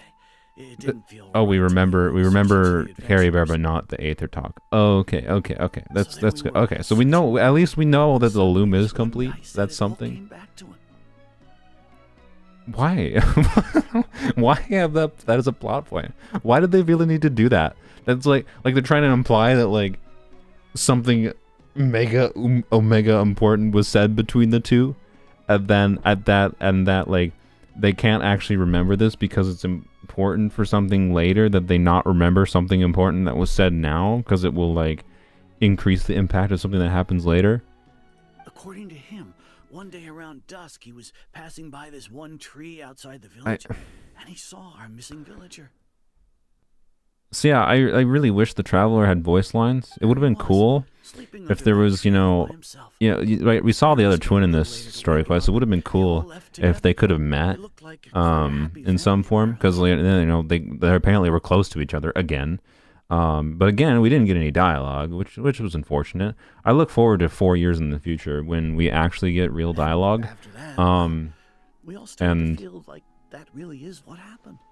You know, I look forward to that moment 4 years in the future, because certainly it won't let us down with the most emotionally impacting line between these characters meeting for the first time in 8 years being, "You're the only one who calls me the name because this name that because I give everyone else a different name." Oh, and we also remembered his name, Curry Bear. Now, that's not a name you hear every day. Would have been helpful if we remembered it sooner. Check the tree. Carabert's girlfriend, is that okay? Well, I hope he's happy wherever he is. Yeah. Okay, they remember him. How nice. Oh. Seems like everyone left the village. Yep. That's probably for the best. At least they have some sort of Phase now explanation. complete. Yep. Paimon wonders how Atosa's doing. Paimon didn't see her in the village. Yeah, let's go talk to her. I'm gonna do Clorin's story quest. I mean, I shouldn't today. I don't know. How long is it? I'll consider it. How long is it? Where's the other quest? Or other team?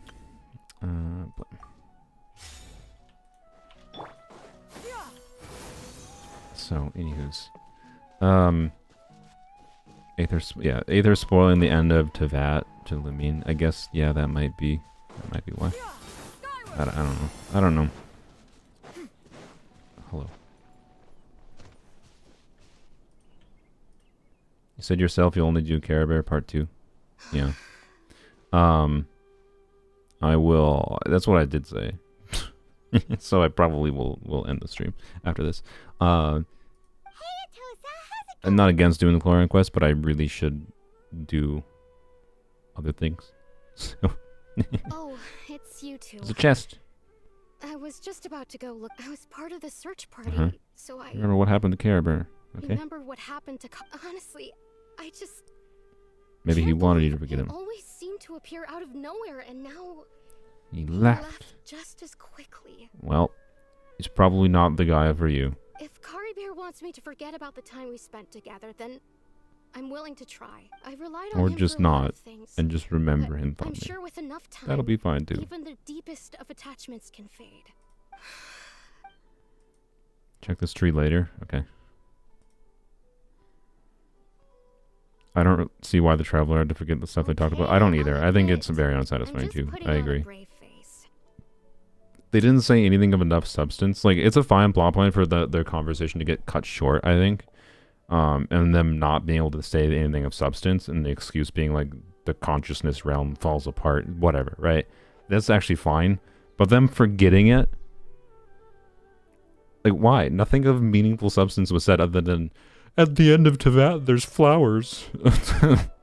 Okay. Celestia is sleeping. Okay, cool. You're the only one who uses my name because you're the only one I tell to call me by his name.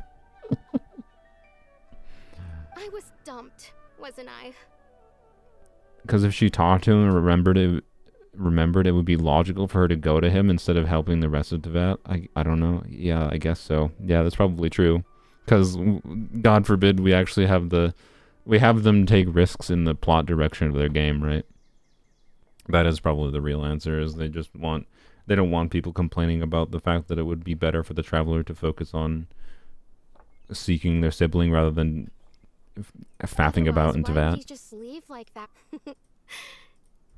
It's just like Kari Bear said. I don't know. It's the things we overcome that make life more precious. And if he has this whole sequence again would have been so much better if it was like a little bit more condensed, better written, less of a like if both the first Care Bear quest and Care Bear Part 2 here were a little bit better written, less of a slog as far as some of the specific dialogue instances, and thanks for all your hard were work, one quest together. I think it would have been pretty good whole experience. So I should head back. This being what we got for 2 years, like.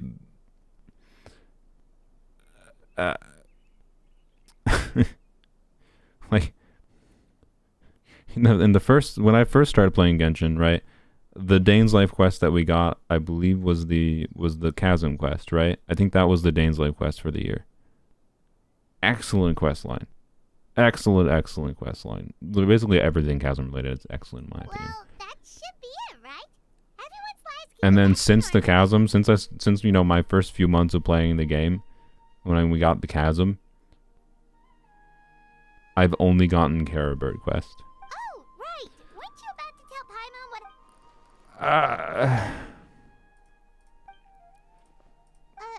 A picture. What?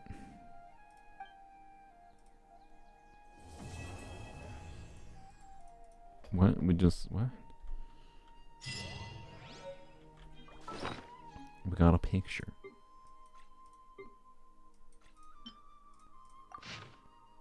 You must get along with each other, the two of you.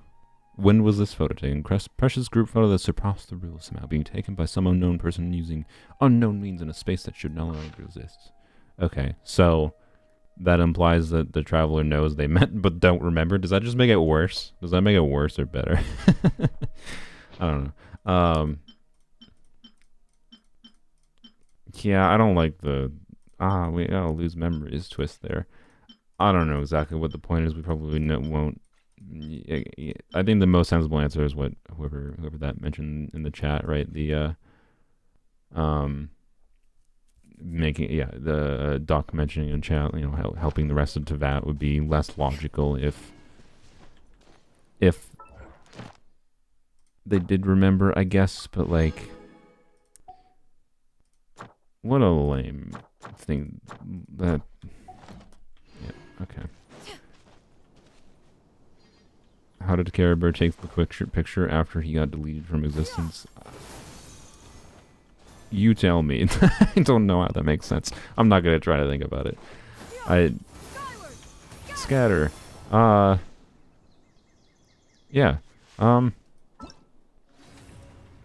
Yeah. YOLO one pull. No. Unless I'm at 4-star pity, which I don't think I am. No. So, I'm also at like 50 pity. So yeah, so definitely no. It would be very bad actually if I got a 5-star. It's already bad enough that I wish for I hate them, but at least I can get some amount of fun and value out of I hate them. I do intend to make at least 1 or 2 videos with them, but anywho's, yeah, yep. I don't know. I think I already said my feelings on it. I wish this was like one quest. Like the last 2 years of Dainsleif quest, the last 2 Caribou quests here. I wish this was one quest. It would have felt much better, even with the annoyance of the stuff in the end. Like, and instead this was 2 years, right? Like, my first few months of playing Genshin got me the Chasm questline, which was excellent in all regards, and all the other Chasm stuff. But like, I really liked the Chasm stuff with the Dainsleif quests and like the reveal of the Hilly Churls are people. I was like, excellent.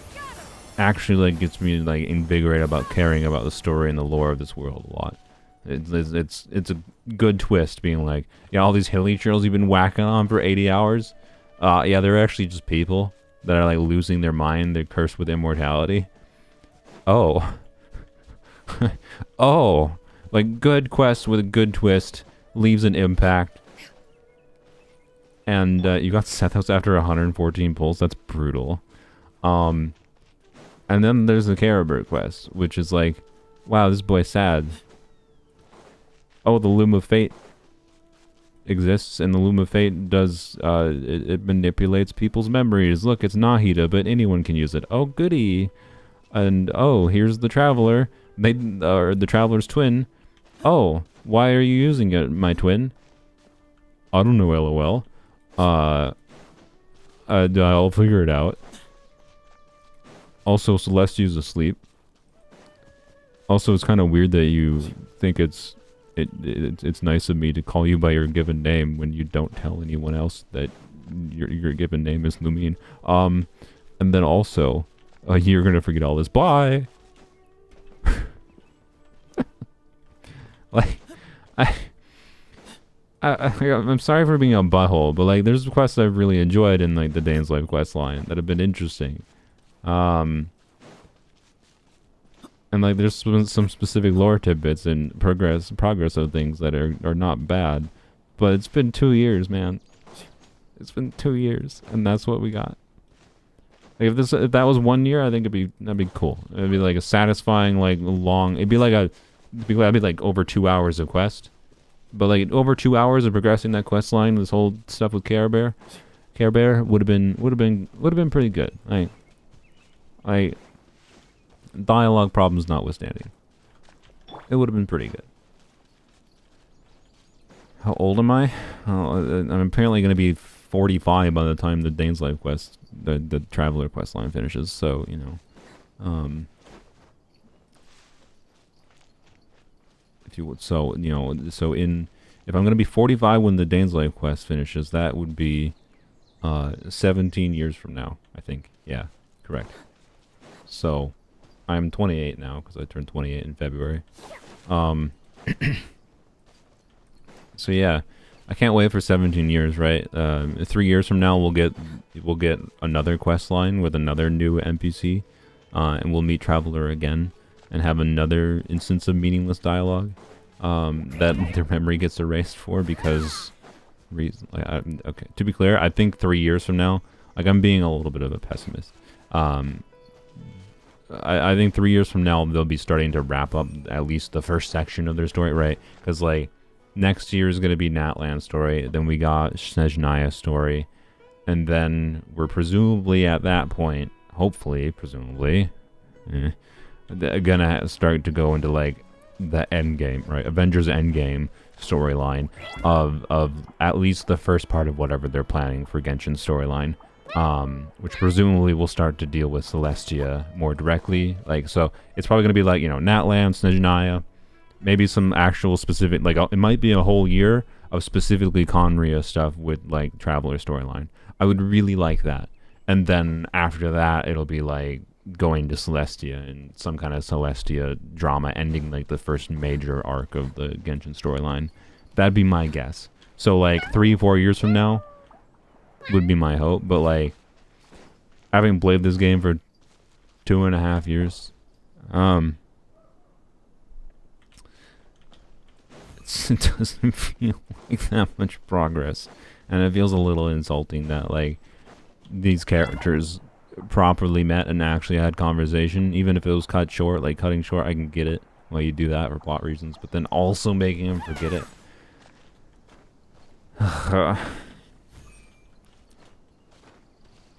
I don't know how to feel about it.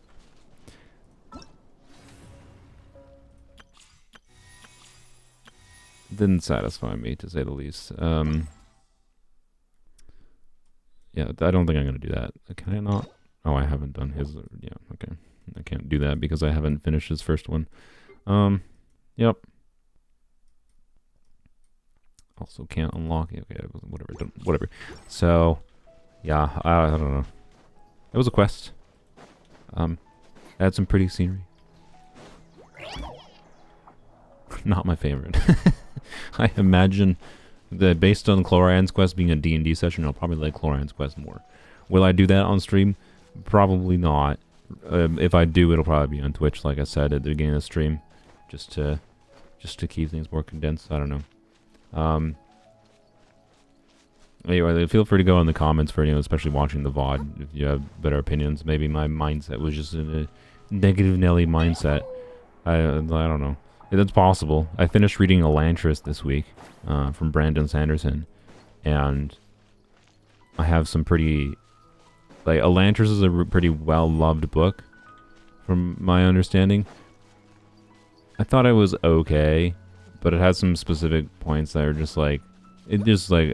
ultimately wrapped up in something that was underwhelming, and like that's kind of all it was. Like I think Elantris is a book I'm gonna forget most of the plot details of a few years from now, and that is a hallmark of, like, if I feel that way right now, and that is the case 2 years from now, it's a hallmark of an unremarkable story. Like, not that it was unenjoyable or a waste of time to read, but unremarkable and not really doing anything new or interesting that I felt like was meaningful. That's kind of the way I feel about this storyline with Care Bear. We got a free poll. Yep. Why is Kave's story quest locked? Probably because... Well, let's see. Okay. Sure. Apparently all Headphone's story quest is a prerequisite to Kave. Sure. Why? What about you? Huh? Oh, Tignari's story quest is a prerequisite to you. Okay. To Farazan's. Anyone else is locked? No. Okay. I should probably do this at some point, but anywho's. Oh, I can unlock these. I didn't notice that. Claim my key. Claim Kaya. I do actually kind of want to do the Kaya one at some point. I don't know. I should start streaming on Twitch more or do stuff like story stuff. But anyways, I think I intend, this will probably start next week, but no 100% promises. I intend to start streaming next week. I also don't know if I'm going to stream tomorrow, but I might stream tomorrow. I don't know. It depends. It depends if I decide if I'm going to stream on Sunday. I do have like Father's Day things I'm going to do on Sunday. Father's Day in the United States. But it also is a New Abyss Day, which, and also notably, my father is not going to be at the Father's Day gathering. He's going to be out fishing. So I might stream on Sunday, I might not. If I don't stream on Sunday, I'll stream on Monday for the New Abyss, for like poems only and whatnot. And I might stream tomorrow doing whatever. I don't know, whatever I feel like. Go to sleep right now. No, I'm not going to sleep because I need to make videos for tomorrow. So I hopefully will have 2 videos out this weekend. One of them is just going to be seeing how terrible a level 50 I'll hate them is, because I think that's a dumb idea for a video. And I kind of just want to gauge how well it does. I don't think it's going to perform that well, but you know, well, this is not the build I'll use on him, but basically just, it'll just be a showcase of how like you can also like use characters in ways that are not, that are unconventional, right? Like doing physical, I'll hate them, or pyro, I'll hate them with C6 Bennett, and that doesn't rely that heavily on him being leveled up that much, and it'll still function okay. So, anywho's, you don't sound old enough to have a kid. I don't have a kid. Where did you get that context from? Like, what? No, I don't ever plan to have a kid. I kind of hate the idea of having children. I am old enough to have a kid. I'm 28. But like, no, I have a father though. Father's Day is usually me celebrating with my family. It's a family gathering day. Because I and other members of my family have fathers.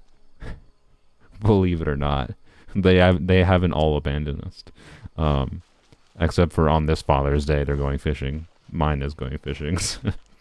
So this is the weekend apparently this is just when his free trip was. He won a free trip during a fishing tournament or something. So he has a free trip that he's going on with my sister's boyfriend. And they're going fishing on Lake Superior, which, you know, it's cool. It sounds fun. Which means, you know, my father will not be there. Stepfather, technically, but same difference. Anywho's, no, I don't have children. So, I don't technically have to go, but it's just a family gathering thing in general. Anywho's, point is, should have videos this weekend. Hopefully 2, maybe only 1. We'll see what they end up being. And then streams this weekend. If I wake up in time tomorrow, I'll probably stream tomorrow. Probably not doing anything that meaningful, other than just rambling. Maybe Chlorine story quest. I don't know. Nothing else. How many? I don't know. I might not stream if I don't have a specific idea of what I want to stream, or maybe I'll stream on Twitch. I don't freaking know, man. Yeah, the story streams, if I do more of those in the future, will probably be on Twitch, just because like seems like my YouTube audience doesn't give two hoots about them. But it was fun having you guys here for having me ramble philosophy. Yeah. Anywho's, do you see the Emily buffs earlier this week? Yeah, I talked about them in the previous stream. And I edited the title and whatever. Oh my god, the achievements. Wow. Achievements are MiHoYo's sneaky way of making the quests give more rewards without making them show more rewards. Anyways, you can just dual stream on Twitch and YouTube. No, I can't. It's a pain in the ass. The reason it's a pain in the ass is because OBS isn't supported, so I have to use a different streaming software, which is paid. For what fucking benefit, right? The problem is, like, unless you're big and you transplanted like your Twitch audience to YouTube, there's not that much benefit to simultaneous streaming because the platforms are too different for how you actually engage with audiences and get an audience. Like on YouTube, a live stream, you want to have a live stream that like stays within a specific idea, right? Like you don't want to do what I did in my previous stream, where you have a live stream. What was my previous stream? YouTube skip ads, where you have a live stream that talks about that's hey, doing Genshin things, and then for 30 minutes at the end of the stream I go to Wuthering Waves. You don't want to do that with YouTube. You want to have a live stream with a thumbnail and an idea and have that be the live stream, right? You don't even want to do what I'm doing right now, where I'm just rambling about things instead of doing the story, because that's not what I like. Like, people clicking on the video potentially wanted to, when they're clicking on it right now as it's live, want to see the story, and like I should be done with the live stream at this point and not rambling, right? Thank goodness I have an ad blocker. I mean, that means you're not paying me, so just saying. I don't care if people that block ads, I get it, but also watching ads is your payment. Just saying. So yeah. Anywho's, and like you can, if you throw me $1, I would appreciate it. That's what I ask. If you use ad blockers, just like if you use ad blockers and watch a lot of my content, I'd really appreciate if you like threw me $1 every now and then. That's all. Anywho's, ever PvP? What is PvP in Genshin? Is that good for Overload? Not really. I mean, it can function, but like it's not very good. We need a new Emily stream. I'll probably do a new Emily stream closer to when she actually releases. Can you do a boss? What does that mean? I know what PvP stands for. Oh my god. Yeah, I know, since we're player versus player. That you can't deal damage to each other though. So like fighting a boss, like just competing against someone. I did like a Kekfin competition. I did Genshin bingo. I put an overly high amount of effort in with Kekfin, thinking of ideas for Genshin bingo, and did bingo with him forever ago. And like I'm sure the thumbnail could have been done a lot better, and maybe the videos could have performed better, but it performed terribly for both of us. So you're asking for content that the people already answered they don't care about. So, and just saying. And I thought it was a good video. I thought it was entertaining. I chose to make it in a way that didn't include both perspectives because I wanted people to go. I thought it gave more people more reason to go watch Heckfin's perspective, and that maybe that's part of why it didn't perform as well. But I don't whatever. I've already done that kind of thing. Go watch the Genshin bingo video with Kekfin. That's the most Genshin PvP I've ever done, I guess. So, anywho's. Live in Detroit, so you've been to Lake Superior with your dad. Nice. Lake Superior is a very pretty lake. Well, it's a big lake. It's an oversimplification to say it's just pretty in general, but it's the Lake Superior area, coastline, is a nice area. Duluth area is the main area I've been to. But anywho's. Yeah. So, anywho's, what was I even saying? I don't know. Oh, Emily. Yeah, well, I don't know. Emily was changed. I was originally going to unlist the stream, but I figured if I unlisted it like 2 days after it went live, people would be like, why are you trying to hide your mistakes? Like, I'm not trying to hide my mistakes, so I just updated and been like, yep, it's out of date, and then put a pin comment being like, LOL. Mihoyo basically removed the main thing that was making me complain about her because of her team, like she had so much more potential team versatility, and then they removed the thing that made me have problems with her. So that, like, basically go watch that stream and remove any of my complaints, and that's my thoughts on Emily. So yeah, the Great Lake area. She can aggravate again. I mean, she can't aggravate. She's not an electro character, but she can trigger spread. She could trigger spread before, but now she doesn't do negative 90% damage, and her passive can work. So notably now, Pyro, Electro, Dendro comps are a thing, which also makes it a lot more likely that Burgeon comps might be much more functional with her than they were before, because now there's more options to be able to weaken the Burning Aura in order to have like Dendro and Hydro get through to be able to create Bloom Cores than there was before. How good will Burgeon be on her? I still don't know, because just like Hyper Bloom is really good with Nahida, because Nahida applies so much more Dendro that you get a lot more core generation. Nahida for Burgeon is kind of necessary for Burgeon to start to feel good, because she has a lot of Dendro application, and Emily doesn't have as much Dendro application as Nahida, but she's so much better as like a generic Dendro player. And I think she's a very, I think Emily is a more compelling generic like Dendro player compared to Dendro Traveler. Like it's a lot easier to make her deal damage now just in Quicken, even though it's not what her kit is intended for or excels at. But just as like, you know, using Emily and Signer together makes a lot more sense now because she can actually deal some damage, even without Pyro being present, right? So that's a good thing. Like her team versatility shot up through the roof by them removing that, and that was my main problem with her, was they were arbitrarily restricting her team versatility when it didn't seem like there was any good reason to do that, and they seem to have recognized that and removed it. So I don't think my stream necessarily caused that, but you know, maybe it contributed to them changing it. I don't know. So yeah, Emily should be good for poems only. She's a pretty good character, is what I would say. And do you need to build her? No, but I don't know. And I really like that she's now, like on my main account, I intend to get her, barring them majorly changing anything. I intend to get her, and she's gonna replace my like Dendro Traveler is someone I've used as like a because Nahida, I hate using Nahida sometimes because she makes too much of a difference. One, because of her application, but also her C2. In some context, when I use her C2, it makes too much a difference. So I use other Dendro players. And like oftentimes the only other real option is Dendro Traveler.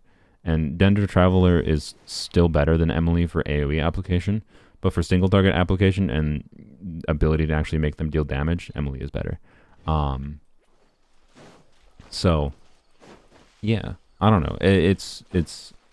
I shouldn't say she's necessarily better for single target, by the way, because Dendro Traveler also has like the Electro mode. So not necessarily better, but a lot more convenient and can have more damage contribution because she doesn't have like 250% energy recharge needs. She has 0 ER needs if you just use her as a quicken bot, as a spread DP skill damage spread DPS. So why don't you test in content creator server? There's like 3 content, like this slight under exaggeration, but I would not be surprised if there was less than 10 content creators that have access to the content creator server. I don't have access to that shit. You gotta realize, like, that's like the no offense to the content creators that are in the program. Those are if Mihoyo is a cow and Mihoyo the cow, you know, is bleeding money because people for some reason feel the need to spend way more money than they should spend. And, you know, hey, Mihoyo at least does something with the money. Well, one of the things they do is there's I know. I haven't seen exact numbers for the larger creators, but I've seen very large numbers for smaller creators. In some instances, for the bigger creators, I can extrapolate how much more they get from Mihoyo directly, and those are creators that, you know, if Mihoyo is a cow, and when Mihoyo is you know producing milk money, those content creators are sucking off the teats of Mihoyo the cow. So Star will give access to their servers to like every single content creator. Well, I don't know what to tell you other than I don't have access. I reached out and was told no. And I already have a partnership with Yomi Holic, which, to be clear, I suck off Mihoyo's teeth as well. But Yomi Holic doesn't really restrict anything I say. I mean, to be clear, they say I'm not supposed to talk about leaks, but they enforce nothing. And like I don't really make that much leak content other than just like vaguely talking about them. Meanwhile, I'm not gonna say their name because they don't. I kind of want to, because they really should be disclosing. There's a notable Genshin content creator that is larger than me that many people watch for their guide content, and they make pre-release content that I know is part of the Yomi Holic program.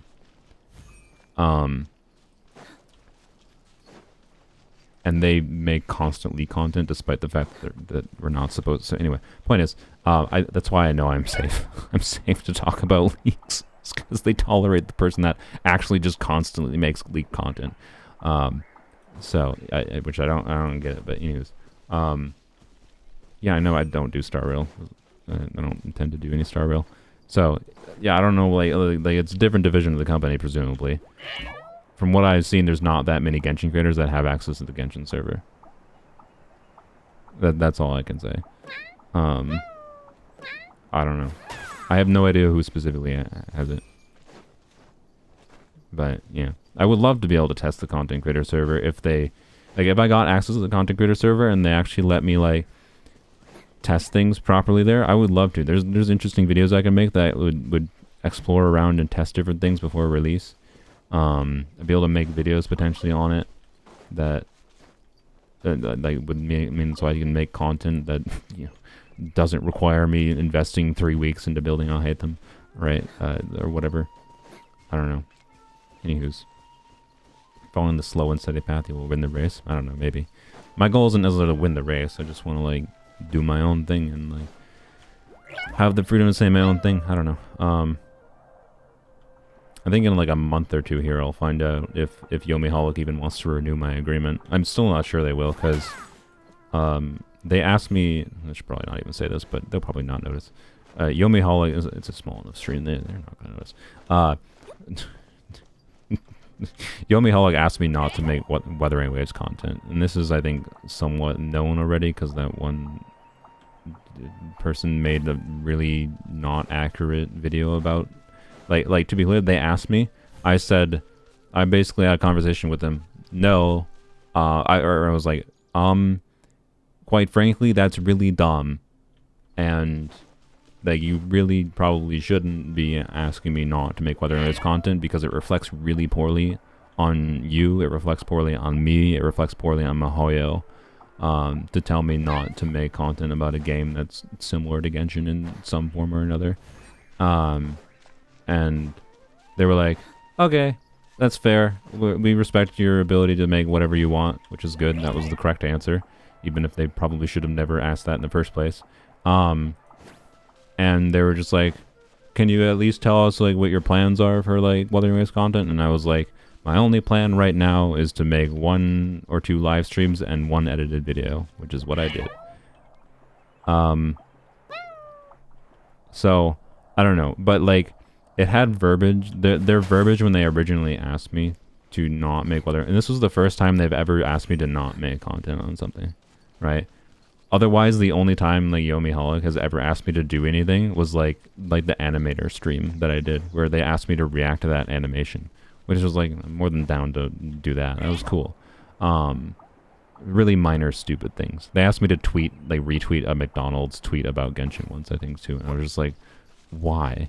I don't even use Twitter. You want me to go retweet this? So if you could like go to my Twitter, which I think I have linked to my channel, you'll see that like my like 1 or 2 tweets I have on there, I retweeted McDonald's about Genshin, which is like LMAO. Sure.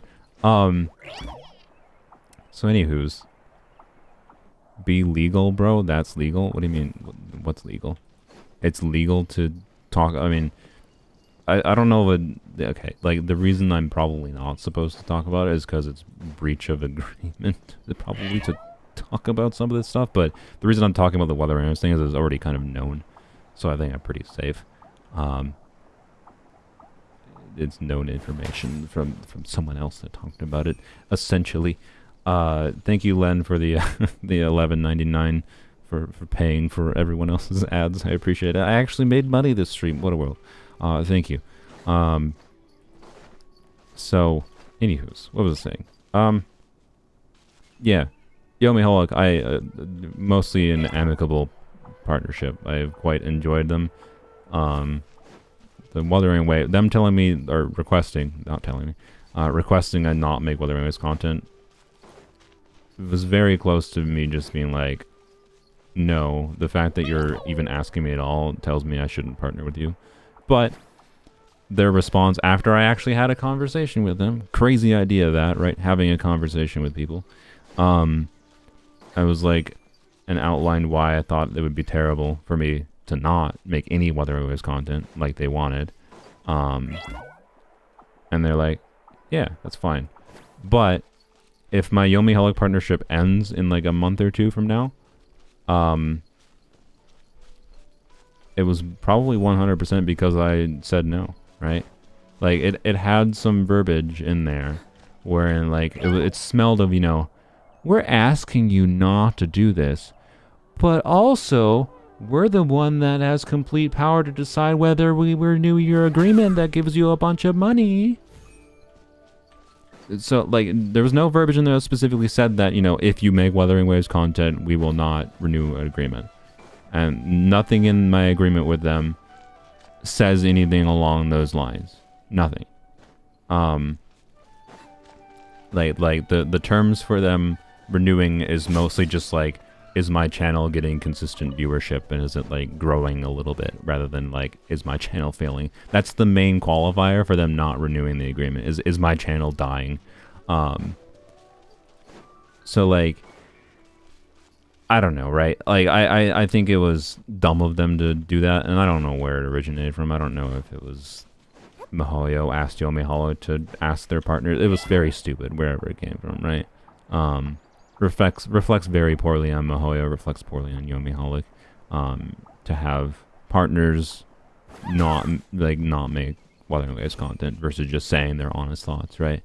Like, I think it reflects more the fact that, you know, I played Wuthering Waves, and I'm still playing Wuthering Waves and enjoying aspects of it, but then, you know, want to know what I've enjoyed more? I've enjoyed more playing Sethos since Sethos released, and, you know, making the Sethos video. I enjoyed doing that more on a content level versus the stuff I've done in Wuthering Waves. Is that not more a powerful selling point as far as if they consider content creators valuable for marketing, right? I think a Genshin creator trying Wuthering Waves and then still continuing to play Genshin anyways because they enjoy it more, which is the case for me. I enjoy right now at least, I enjoy the long-term aspect of playing Genshin more than Wuthering Waves. I'm still playing Wuthering Waves to see how it compares in the long term, but like, I think that's pretty telling, right? The fact that I feel like I'm enjoying, and like that I continue to make this over Wuthering Waves content because I think it's more enjoyable. And like, that I think is more powerful of a selling point. The fact that I did try it and I said my honest thoughts about Wuthering Waves, and I've been critical and said my honest thoughts about Genshin and Gacha games in general, but I still continue playing Genshin anyways. Of any of these games. It's the main one. And like, I don't know. I feel like that's the most powerful thing I can do as far as selling Wuthering Waves versus Genshin. Whereas like not playing it at all is highly suspicious, right? Like, would you guys not think it highly suspicious if I had just never made any Wuthering Waves content? If I had been like, yeah, I tried it, it's okay, and then never said anything else on my channel? That would have been kind of weird for me as a Genshin creator not to actually like have some amount of opinion about it, right? Anyways, do you play WoW for content? No, not really. I did the one video on it in which I mostly just criticized Gacha games in general, but people are dumb and they think I was criticizing Wuthering Waves in general. I was using Wuthering Waves as an example to tell people to think more clearly about how they think about Gacha games. The things I was actually criticizing in that video were not actually Wuthering Waves specific. And the amount of people that don't realize that is kind of crazy. But anyways. So yeah, that's all I can say. If I lose my Yomi Hog partnership, if they're just like, you know, you're like, my channel has grown relatively decently the past they renew it, I think, every 3 months, if I recall. I can't remember. I'd have to go double check my agreement with them. But like, if they choose not to renew my agreement, and my channel has grown decently in the past 3 months, I suspect there's a reason.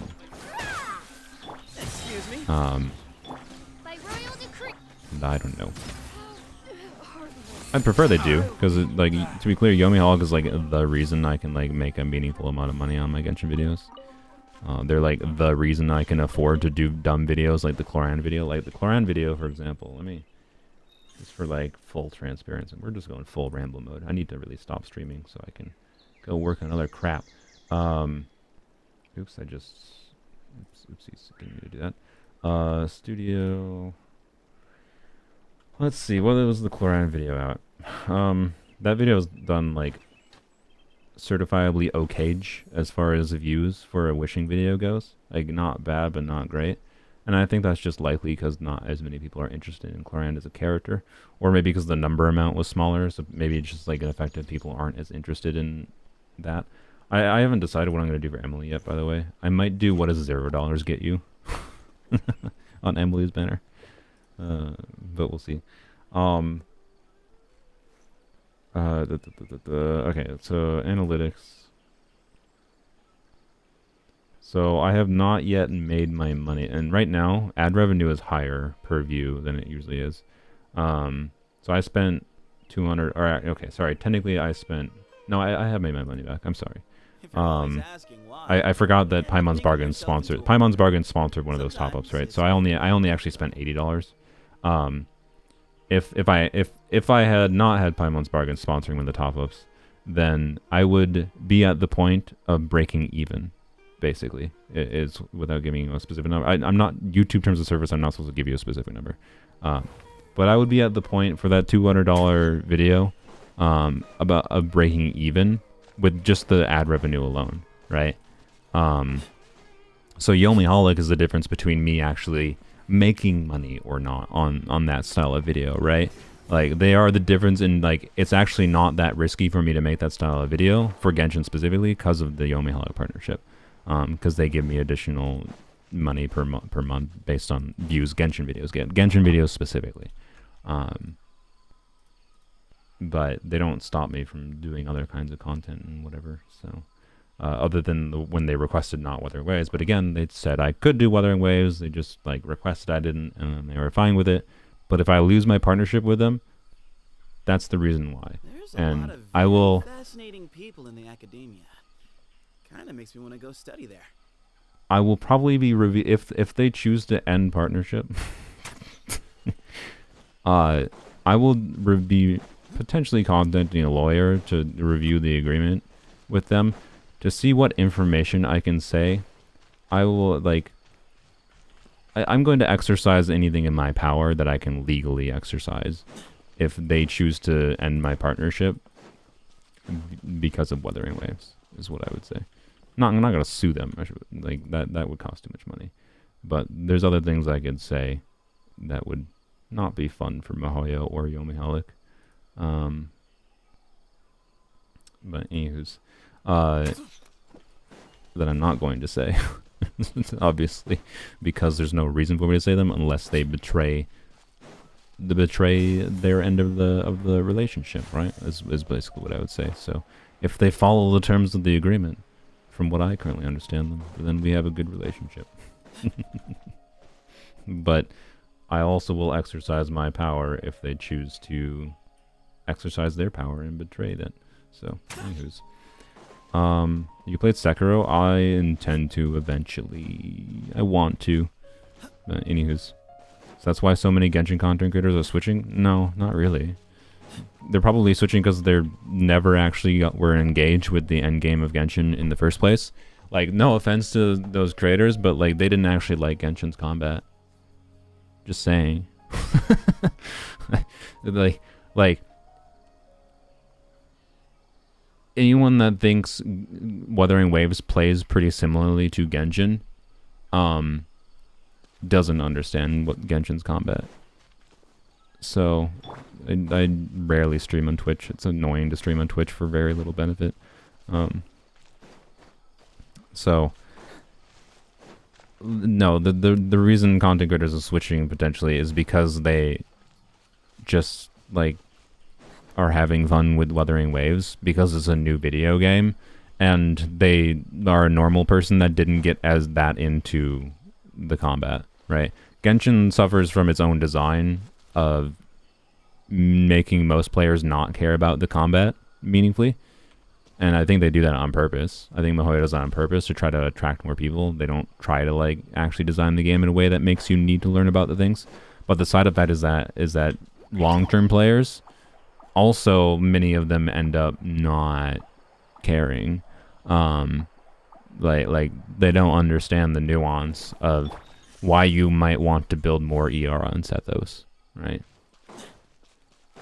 And Wuthering Waves plays similar to Honkai Impact 3. I could see that. So, like, I don't know.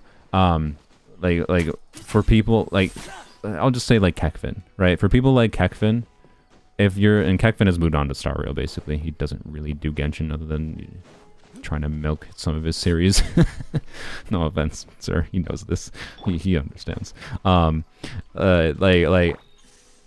Kekvin doesn't really enjoy the combat of Genshin. That's fine. It's not his game. It doesn't matter. But like, he might move on to Wuthering Waves just because like he's enjoying it now, and that's fine. I haven't moved on to Wuthering Waves because I'm still enjoying Genshin's combat more. I have fallen into the cycle of, you know, they release a new 4-star character or a 5-star character. I get them. I level them up. I think of interesting ways to use them, and I use them for a while and enjoy that. And I enjoy that loop, right? Star Rail doesn't have the layers of character interaction that Genshin has in the same way as far as the combat system goes. And it's much more, you know, you like this character, you get them, you learn their combos, and they're pretty okay, and then have fun grinding for 10 years. And I don't know, like, there's not that much to do content-wise for Wuthering Waves right now that I'm that interested in making. Like, I just don't, the only idea I have is doing like an only series challenge, which I'm sure like plenty of other creators have already started doing, so I'm kind of already late to the party. And I actually did record some of one. I don't think I'm gonna actually edit it and post it. I just don't think I'm gonna bother. It's just like I can't foresee what I would do for like the next video other than like, wow, here's my snippety comment about something in the story as I grind out, you know, gemses, and as I wander around the world with only rectifier characters. And like, oh, there's a pistol challenge I can't do. Haha, how interesting is that? Like, it's just not interesting on a content level to me, for me to make content on Wuthering Waves, right? That's why. Whereas I have ideas and I can think of still doing fun things that I think are interesting in Genshin, right? So, will I wish for Siege Win? Almost assuredly no. I don't... Ugh. No, probably not. If, for some godforsaken reason though, Chevreuse is on Siege Win's banner, and Kaveh is on her banner, I'll be extraordinarily annoyed. But then maybe. Maybe. But I will be very annoyed. So, I don't know, like, Siege Win is my kind of character, to be clear, as far as, hey, let's DPS this healer, and like, she has interesting ideas in like what is the right modality to find in like on-fielding this healer unit, and then like using 3 off-field units paired with her, like doing official Siege Win Yai Farina is like a cool team idea. Doing a double hydro, double electro taser team. I like the idea of that, but like, and then DPSing Siege Win on field, trying to like balance her healing and her healing for balancing Farina's drain and her damage, right? I think that's a cool idea, but also like doing that required level 90ing her, and that sucks balls. Especially after I just level 90'd Sethos, especially after I got Alhaitham and I want to level 90 him. So like, I just don't have the resources right now, and like to make one video on her. Like, no. And also I really hate lowly model characters. I like someone asked earlier how many 5 stars I had. There you go. There's all the 5 stars I have. 5-star characters. Well, just push my headphones on my ears. Like, look at the lowly model characters I built. This one.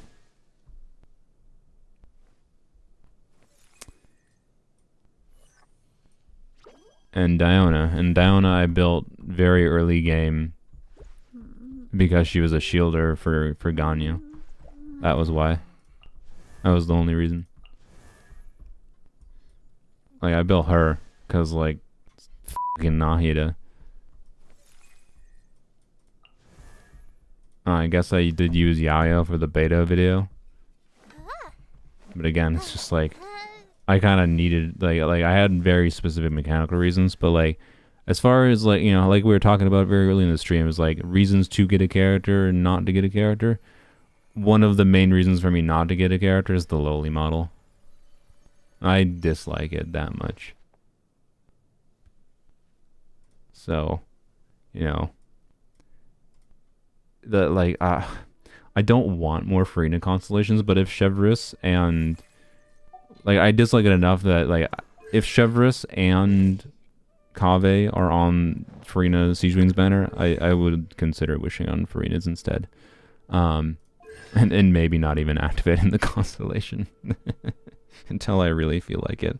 Like this is not that significant of a constellation, to be clear. It like takes her burst to level 13, which means you get, I think, like 10% more damage bonus from her buff, which is something. And being that I use her as a pure buffer and just have her on a much lower damage, like it's not no damage, she's still doing meaningful damage, but I have her on a overbuilt ER build, like always with the ER timepiece. Usually, not always, but usually in my videos I also put a non-damage goblet on her. Like I've been using, I think, this goblet a lot in my videos on her. So like just like deleting the main side of the goblet to power her down, right? Because I don't want my Farina to actually deal that much damage. I just use her as a buffer, so I wouldn't mind it. But at the same time, it doesn't make sense I should get Siegewing in case I eventually want to use her. But at the same time, then I don't think a Siegewing video, if I ever eventually wanted to make a video on Siegewing, motivate my butt to build the character. Like the video's only gonna get views if I make it like during Suchin's pattern. So it's like, why even bother wishing on Siegewing? So like, I don't know. Kave's a possibility, but well, yeah, I don't think Chevreuse is going to be on the banner. Also, I should acknowledge Len's donation. I was just rambling. Sorry, Len. Len, more money. Thank you, Len, for making me more money. What did you want me to do, Len? Clarify. What did you want me to do? Siegewing's banner? No, I'm not gonna commit to it right now. Like, I appreciate the 23, the 23.99, but like, what? Even if you say do it and I get Siegewing, it doesn't magically make it so I have the resources. Like, look at my Mora. Look at my fragile resins. I mean, not that I need fragile resins. Look at my hero's wits, and this is a character that needs to be level 90. And also look at my Alhaitham that needs to be level 90. But I don't have the resources. But I intend to do streams, hopefully Astra soon next week. About, you know, doing grinding, like part of the reason I haven't already started just grinding out like some exploration in my main account more, like, because there's a lot of stuff I could do. I could like finish Tenyu Vale, finish new area, and do stuff in this area. There's a lot of like different quest lines I could do, get a lot of resources to be able to level up, like the likes of Alhaitham or Siegewing, but I gotta do the quests, and I just haven't had the motivation to do it when I don't have a goal in mind. I need to have a goal in mind for me to like motivate properly. Like with Arlecchino farming on Poems Only, like I had that goal of like getting Arlecchino constellations. In this case, the goal would be getting resources to level up Alhaitham. So, you know, I have a goal now, which is nice. Anyways, well, if you did not pull for Alhaitham, no. The problem is also like Emily's coming next patch, and also for how I'm gonna use Emily, I need to level 90 her. And like that's the one downside of the Emily changes. There's more reason to level 90 her in general, but also I need to level 90 her regardless of the changes because of virgin shenanigans that I'd want to do, or infusion shenanigans in general, I should say. Like I don't know. I probably would have only level 80'd Emily realistically, but like, anyways, Emily is now definitely a character I'd want to level 90. So, and then on top of that, Shenhe is probably getting a rerun next patch, probably. Might not 100%. But she's a character I also want to get for making different videos. She only needs to be level 80, thankfully. Not as much resources needs to be put into her. But not insignificant resources. That's already 2 characters I had planning. Sethos, I wasn't even thinking originally I was going to level 90 him. And I was like, yeah, sweet, my resources are looking fine for the next patch. And like, I have enough to like level up 1 character in 4.7, and then I can save resources for 4.8.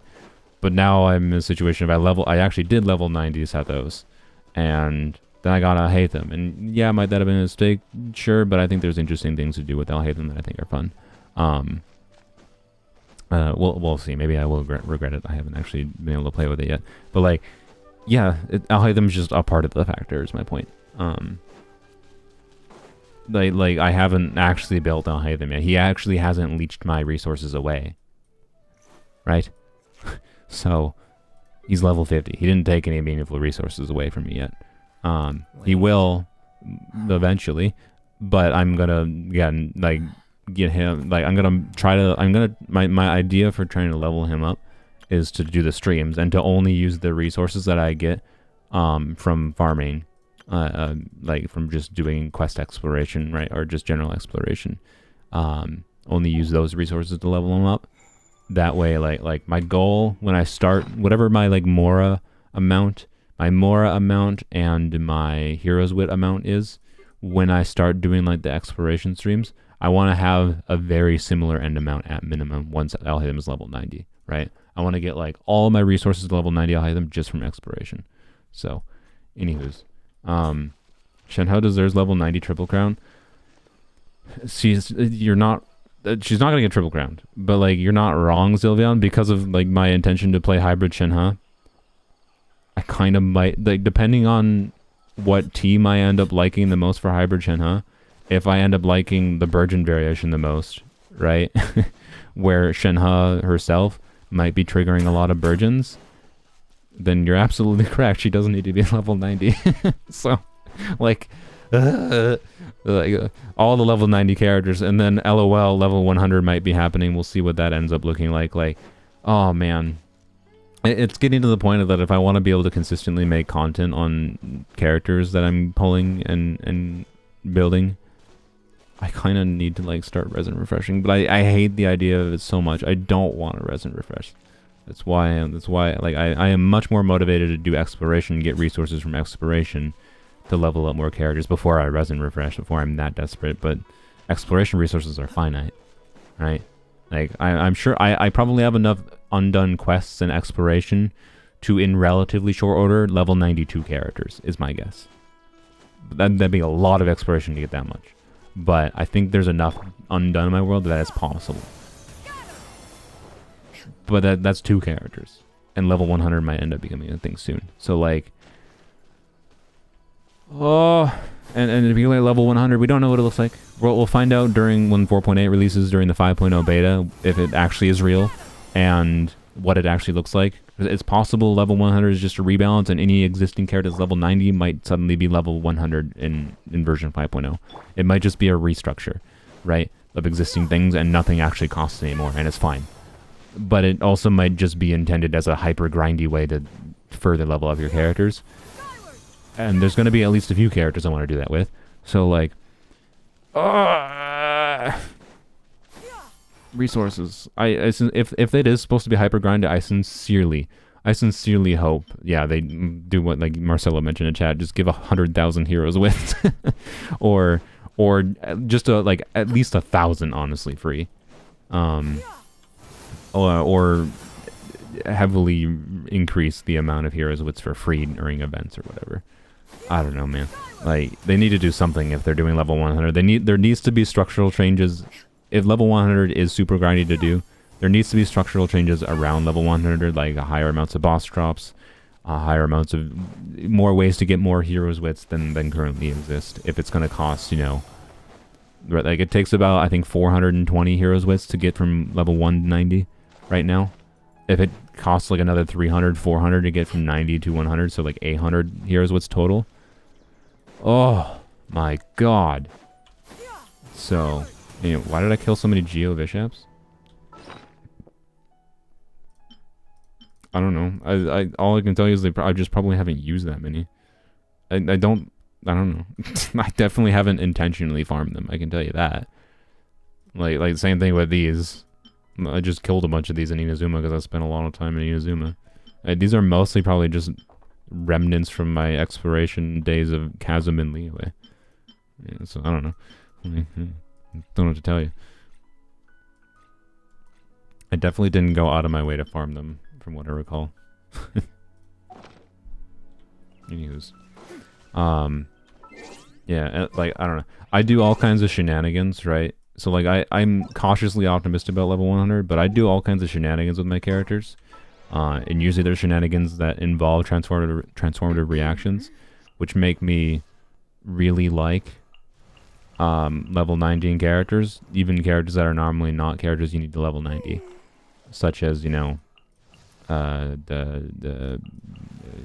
an example? Well, Shenhe actually is a good example. Like, if I end up at level 90 Shenhe.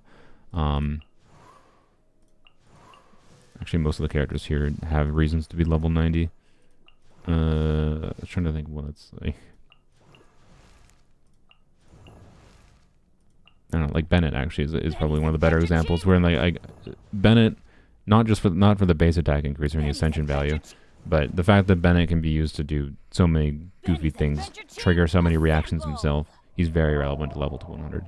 But anywho's, I don't know, we'll see. My priority to level 100 would probably be Raiden, because hybrid Raiden, I think at level 100, if level 100 follows like existing scalings and like, right, they don't rebalance the scalings of like transformative reactions significantly, and it just has like they're just like a 30% increase in transformative reaction damage, and aggravate gets even better with level 100 too.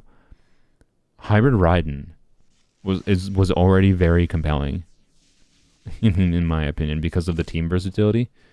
But I think with level 100, Hybrid Raiden might just become like better to a degree that it might actually become very doable to do Hybrid Raiden that is compelling without Staff of Scarlet Sands, is my guess. So she'd be one of the first priorities to be able to test Hybrid Raiden without Staff of Scarlet Sands. Because my current feeling right now is Hybrid Raiden without Staff of Scarlet Sands is just not great. You shouldn't do it. You can do Quick Bloom Raiden, but don't do like 500 EM. Do like, 200-ish EM. How do you build Hybrid Raiden? Staff of Scarlet Sands, get enough ER on your substats. I recommend 4-piece Emblem, but you can do Martial Says if you're using Farina. And then I like EM crit. So EM Goblet, EM Timepiece. But you need to have a good chunk of ER in your substats. And like this Hybrid Raiden build, because of this Timepiece, is not the greatest. This Circlet is also not the greatest, but has the ER need, so my Polearm's only Hybrid Raiden is definitely a bit better than this one. It has about 100 more EM, with everything else being relatively similar, like a similar ER, similar crit ratio. But anywho's, yeah, EM crit is what I run. But you need to prioritize ER stats a little bit more, ER substats than you normally would. Nothing like insane, but like this doesn't have any ER substats. This has 3. This is disgusting. This is one of the best artifacts in my account. This has none, right? This has 2, and this has 4. So like a good chunk of ER substats. That's the main struggle with Hybrid Raiden on Staff of Scarlet Sands, I would say. But anywho's, gonna log on to Polearms Only Day. I think I already did on my phone actually. Before I've been trying to. Usually, if my plan for the most days is just to do like daily artifact farming and log in, claim these to get my dailies completed. I just do it on my phone. It's usually easy enough. I don't love playing Genshin on mobile, but for just simple farming things for 5 minutes, it doesn't matter. I don't have much to do on Polearms Only Today. So, anywho's, yeah, it's really hard. Like, you can try Hybrid Raiden, to be clear, without Staff of Scarlet Sands, just by building an overly high amount of EM on her, but I don't think it really starts to make sense until you have Staff of Scarlet Sands, because it's what breaks the balance and makes it so she can get meaningful talent damage and meaningful transformative reactions. Otherwise, your best options are like, you could try Dragon's Bane, you could try the Catch within EM build, but it just it doesn't really make sense until you have Staff of Scarlet Sands, in my experience in testing. There's a very big gulf in calculations to reflected this. So there's a big gulf doing this style of build with this weapon versus other weapons. Like I'm pretty sure from what I recall of my like calculations, if I just swap to the catch, then I'd have to swap to a crit rate circlet, right? So swap off of a crit damage circlet, swap to the catch, swap to a crit rate circlet. I could swap a little bit, like I wouldn't need, you know, the ER. Actually, I mean, what does our build even look like, right? I need to stop rambling and actually go work on editing videos, by the way, but whatever. It's just ramble stream at this point.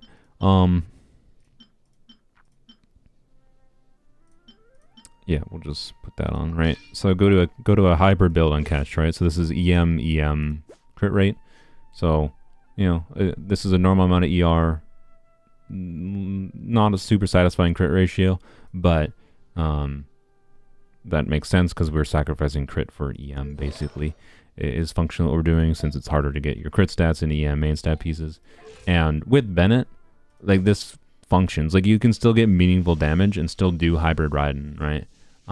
Because she'll have a meaningful attack stat with Bennett. But it restricts your teams, I'd say, pretty heavily to Bennett. And one of the main values of hybrid Raiden to me is not being restricted to really any team. You're just restricted to the, like, use some mix of Dendro, Hydro, and whatever together, right? So it can work, but I really don't recommend it. It's all it really is. And like doing this kind of build versus the previous Staff of Scarlet Sands build, from what I recall, is like an 80% DPS difference as far as the talent damage you see on Raiden herself. Like, it's stupid. It's a very large difference. This build versus the other build, right? So, you know, it's interesting. Yeah, with level 100, it should elevate hybrid Raiden to a tier beyond what it already is, to a degree that, like, doing what I just mentioned with the catch might actually start to make a lot more sense, potentially. Maybe. Or Dragon's Bane or whatever. So, anywho's, yeah. Yeah, level 100 will make Lisa even better. It'll make Kirara better. So, I don't know. It'll be interesting. I remain cautiously optimistic about level 100. I don't know, though. We'll see. We'll see once 4.8 releases and 5.0 comes in beta. We should be able to get actual details of if it's actually a thing, which is the most important thing, and then what the thing actually looks like. So, since Staff of Scarlet Sands gives a lot of crit rate, you can even use an EM hat. Correct? Yes, you can. That is one thing I think I discussed in my hybrid Raiden video. So you can use something weird like this, right? I think like something like this, if I had a better EM timepiece, I think I would be potentially quite happy with, like 627 EM. Like her crit ratio falls a lot, but the amount of, right, that's why I would want want a little bit different artifacts to do that. But losing that crit damage is not as big as a loss as you might expect, in context that you're using hybrid Raiden without Bennett in particular, because the attacks conversion makes more of a relative difference. So, anywho's, yeah, I don't have quite the right artifacts, I think, to do EM main stat on the circlet, but I have done EM main stat circlet on polearms only many times with hybrid Raiden, so doing EM, and had a better crit ratio than that previous one. And it was still pretty good, but yeah. Anywho's, a lot of people have been treating level 100 as if it's real without any confirmation. I don't know. It's one of those leaks that, like, I can get why people definitely shouldn't be treating it as real. Like, I'm not gonna assume it's real. I'm not gonna pre-farm 8,000 heroes wits with the assumption that it's gonna happen. Not until, like, if we find out in version 4.8's beta, like, or version 5.0's beta, so during 4.8, well, then I might spend the whole patch farming heroes wits. But not until then, right? And yeah, it's definitely not a given thing, but from what I recall, was it from Foul? I don't know. It was from a leaker that is relatively reliable. And it's also one of those leaks that, like, was out of nowhere, like so out of nowhere that it's just like the only reason it would actually make sense for this to be a leak is if it was at the very least something that Mihoyo was considering internally, right? Even if it doesn't become a thing. So that leak at least indicates that it is a strong possibility, if not likely. So we'll see though. We'll see in, you know, about a month from now. But yeah, definitely don't be pre-farming for level 100 right now. That's for sure. Wait a month. Yeah, and it might not be what we expect. It might not just be a grindy mess. It might just be converting existing. For some reason, you know, they hate the idea of level 90 being the cap now, and they might just convert level 90 to level 100, right? So my Kirara would just, blam, be level 100, and all the scalings are exactly the same. Nothing changes except for now it shows 100 versus 90. That's possible. They could do that. Like, why would they do that? I don't know. It seems pretty arbitrary to decide to make the max cap level 100 and just relabel things. But they could do it. That might be what they're doing. Just aesthetically appealing to someone. I don't know. So, yeah, and they might be doing it as a way to rebalance characters. That'd be weird. I don't think they're going to significantly rebalance characters if people are hoping for that. I'd be surprised. One, because it would take too much effort for them to do that. Like, it's actually insane. Like consider like some people have been hoping like, oh, level 100 is going to add new passives. You're a terrible example. Level 90 is going to add new passives, so, you know, Ningguang, right, could be made relevant or something, right? Add another passive, Ascension passive. That's a cool idea at a baseline, but when they're adding a passive, actually Ningguang is also a terrible example because she's a Geo character, she barely interacts with anything. Let's actually talk about Official, right? Official's a character who already, like, her power level creates another universe. And her power level influences the design of any future, like, Electro carry they release, right? Like, these two characters had to be balanced around Official's existence. And if they're considering adding another passive to Official, it's either going to be something that's extraordinarily weak, like it's just a nothing burger, or they have to, like, seriously consider the ramifications of making a already strong character even stronger.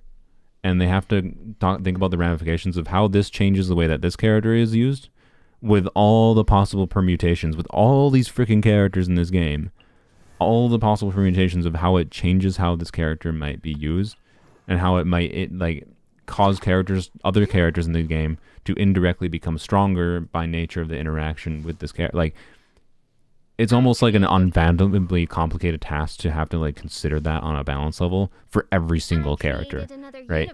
Adding new abilities in one new version of the game to every single character in the game, and considering how that affects every other single character in the game, because you can't evaluate any individual character in a vacuum. You got to evaluate based on other characters, and because that's how Genshin is designed. It's designed around the interactions between the characters.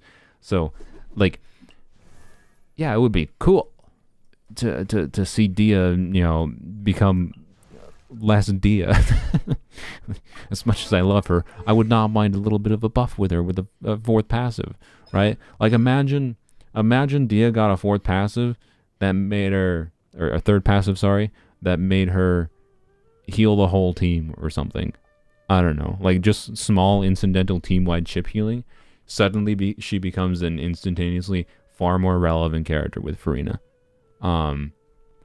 Like Farina Nahida Dia combo would be kind of goated, depending on how much healing it exactly is.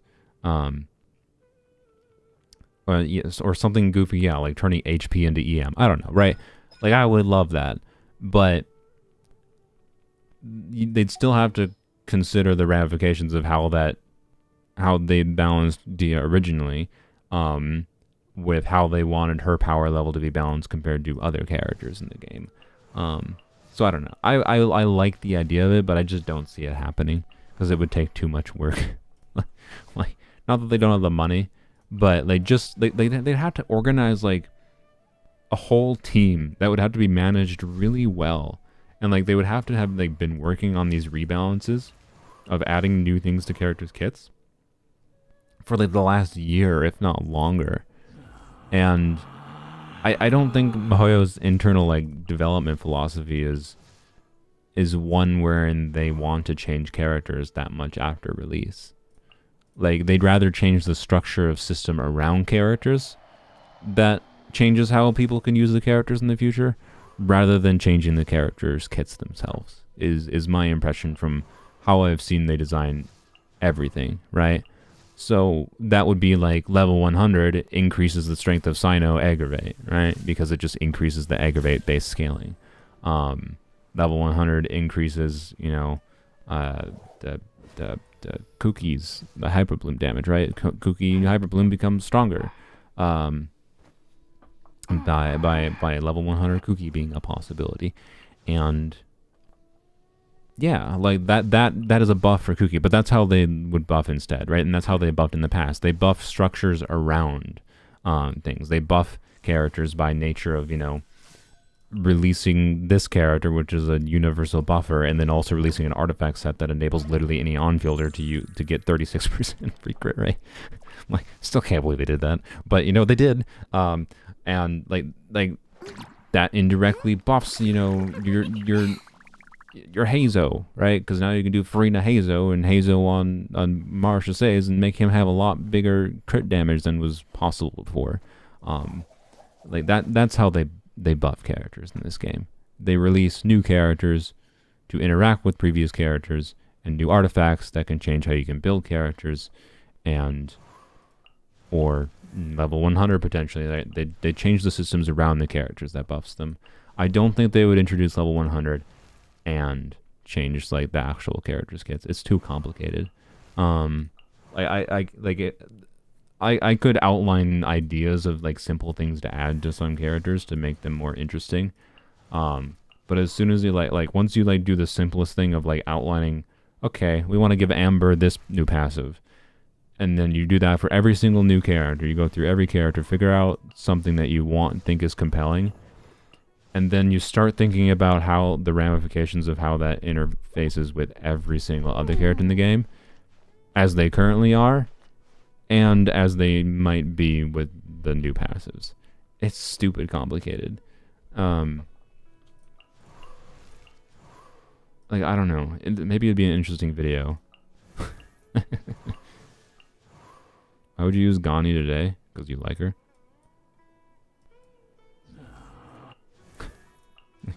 Like, I'm sorry, that's like the only reason. Like, I'm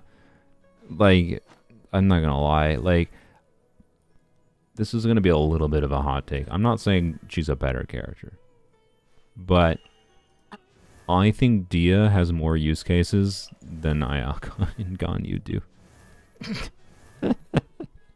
Because Dia has here, let me show you with the Sethos team. Dia, let's just go to the Abyss. Has interesting use cases, notably with Nahida is really the main use case. Like the saddest thing that happened with Farina's and Marsha Say's release is that Blizzard Strayer basically is pointless now. Like, why Blizzard Strayer when you can just Farina Marsha Say anybody? Like cryo DPSing, unfortunately, to be clear, I intend to pull Shen, and this is from someone who intends to pull Shenhe, and intends to do cryo DPSing shenanigans with Shenhe herself, and intends to pull Shenhe to DPS Charlotte to her utmost ability. But like the reason is because I want to DPS Charlotte. Same thing like if you want to play Ganyu, you want to play Ayaka, right? That's a good thing about this game. The fact that, you know, you can just pull Vergard and they can be compelling. But like on a meta level compared to other things you can do, I don't know. Like Ganyu has some uses of burst support, to be clear. But that's mostly just because we have we don't have many good options for off-field cryos in general. So, anyways, let me like show this Sethos team. I showed this in stream, I think, before briefly. And this is interesting in that like Dia is here to do a few things. One, make the team more tanky. I think she is on instructors. I'm gonna put her on healing bonus. So Nahida's on prototype Amber, so I still have a little bit of healing to heal up over like the time, not just relying on like Dia solo tanking is not very good. but Dia plus Nahida creating burning, which you can then use to trigger different reactions.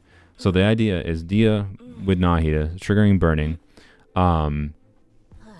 The electro from Sethos and Fischl will overwrite the burning, so you're not actually gonna have active burning aura that often. But it's additional overload damage. That's additional damage for the team. Dia can be on Instructors, which is a pretty meaningful buff for Nahida, Sethos, and Fischl. Dia provides interruption resistance, which is pretty nice for Sethos. Dia can make Sethos a little bit more tanky because he's a squishy character. She does absorb some of the damage. And then Nahida can be on Prototype Amber to heal anything up, right? And also it makes Fischl deal more damage. Trying to run ads at the wrong time again, YouTube. I should just turn off ads since Len paid for this stream to be ad-free. I should just turn off ads at this point, but I've been intending to end the stream for the last hour. Anywho's.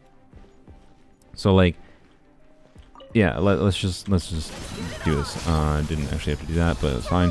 Do this, and run away from that. I actually didn't have to run away. I should. Let's try to face tank some hits from them. To be clear, I do still think it's smart to run away in this situation. Also, I think I should. This team has also done one of the longer rotation that fits better if I do with my Sethos build to do burst and then do charge attacks rather than doing just charge attack spam. But whatever. Make yourselves at home. By royal decree. Sage's wisdom. Excuse me. I'm okay.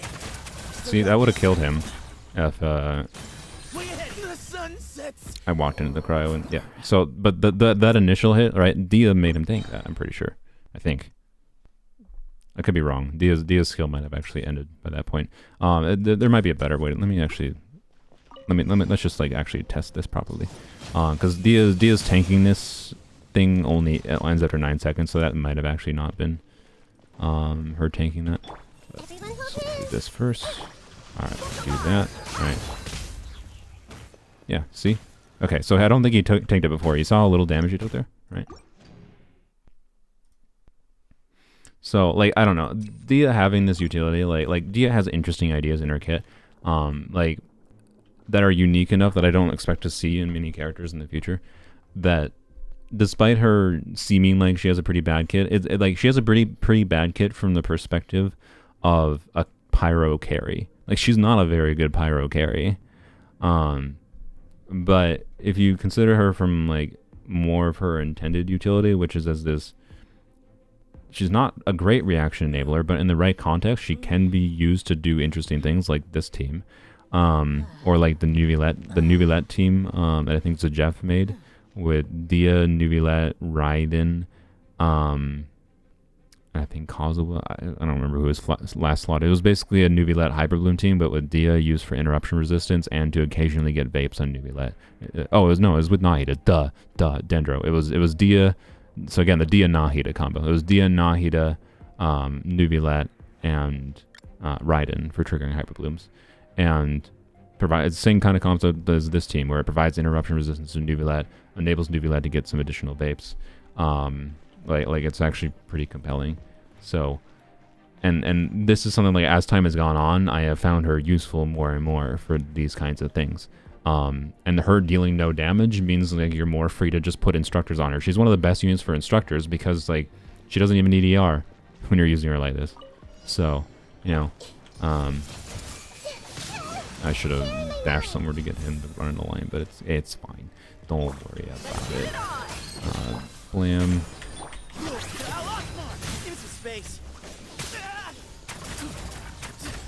Should have just honest. I let myself get hit because I walked out of the freaking thing. Let's try to hit them all. You know, Dia doesn't help you tank when you're not, you know, in the thing. It doesn't help if you're bad. But, you know, I'm not saying Dia is perfect. I'm not saying this is a 100% recommend team. It's also hard for me to evaluate this team because it's C2 Nahida. But, you know. Well, I did that bad. Jesus.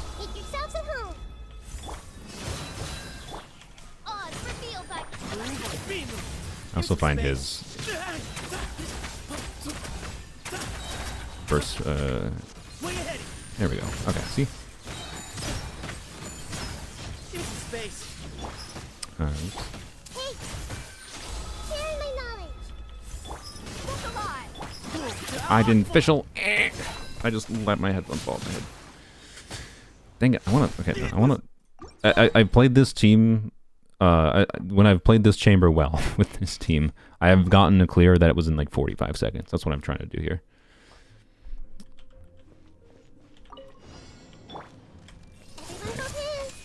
The one leader hopefully runs straight in a line. Excuse me. Give me some space. I kind of figured that would happen. I shouldn't have. Yeah. Yep. His normal attack spam playstyle with his burst is higher potential DPS, but a lot harder. Seth is not obvious.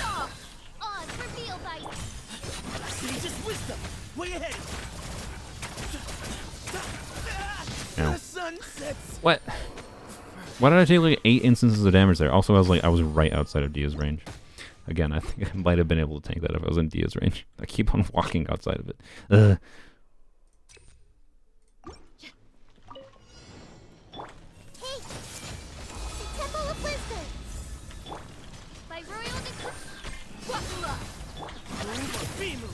Excuse me. Ow.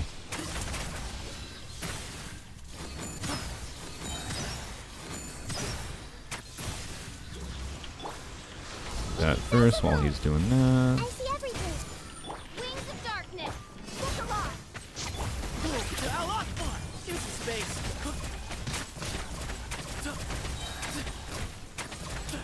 Way ahead. Okay, if I had done this a bit better, I could have been able to have both of them dead right now, I think. Like you can get the point, right? That if I'd done that a little bit better, that probably would have been the 45-second clear I talked about. Oh, well, of course. There we go. Right. And obviously the I think charge shot set those is much more fun, but needs a shield. Yeah. And obviously this situation is very dependent on the Magu Kenki positioning and my positioning relative to them. But I don't know, it's just interesting, right, that this is a compelling team option. And Nahi to C2 is increasing my DPS not insignificantly in this team. So, you know, add probably 50, like if you had equivalent builds, probably add like 10 seconds at minimum is my guess. But like it's not the different, like 10 seconds like is a significant as far as like total team DPS goes, but it's not usually the difference maker between clearing or not if you have equivalent level of investment on the other side, right? like if I didn't have Nahi to C2, this would not prevent me from clearing the content, right? And I think it feels really nice to play. I think it's got nice visual funness going on. Let me do the, oops, let me just get whacked. Let me do the charge attack spam playstyle instead. See? You can't get interrupted because it's what do you do? The second one I'll run out here.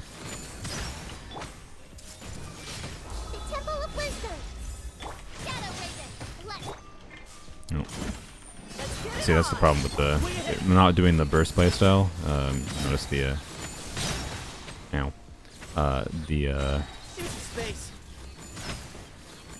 cooldown didn't line up properly, but it's fine.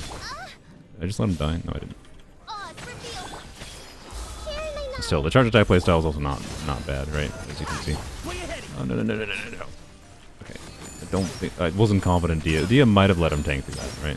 But, you know.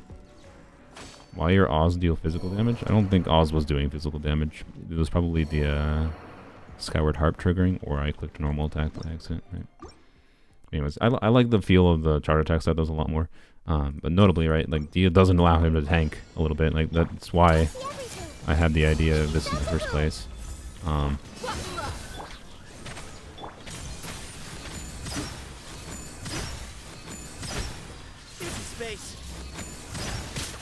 See? Didn't get interrupted. Yeah, doing the charge attack spam playstyle is just, I think, slightly non-ideal. And the fact that the cooldown doesn't line up as nicely, but it's not really that bad. It definitely, honestly, it feels a lot better. Yeah. Well, it feels a lot better as long as you don't do that, but, you know. Yeah. Yeah, Overburn is very interesting. This kind of team concept, by the way, is exactly part of the reason I wanted Emily. Like I fully intend to like play around with this kind of team variation, but with Emily instead of Nahida. The problem, of course, with this specific team is with Emily instead of Nahida is not necessarily that the damage would be that much worse, but losing the healing from Prototype Amber would kind of suck. So, you know, but yeah, just the fact that Nahida, you know, Emily can now work in this team concept, though, ignoring the relevance of the healing with Nahida, is, oops, that's not what I did. Is very interesting. I'm gonna do that instead. Yeah, look at that. It took barely any damage.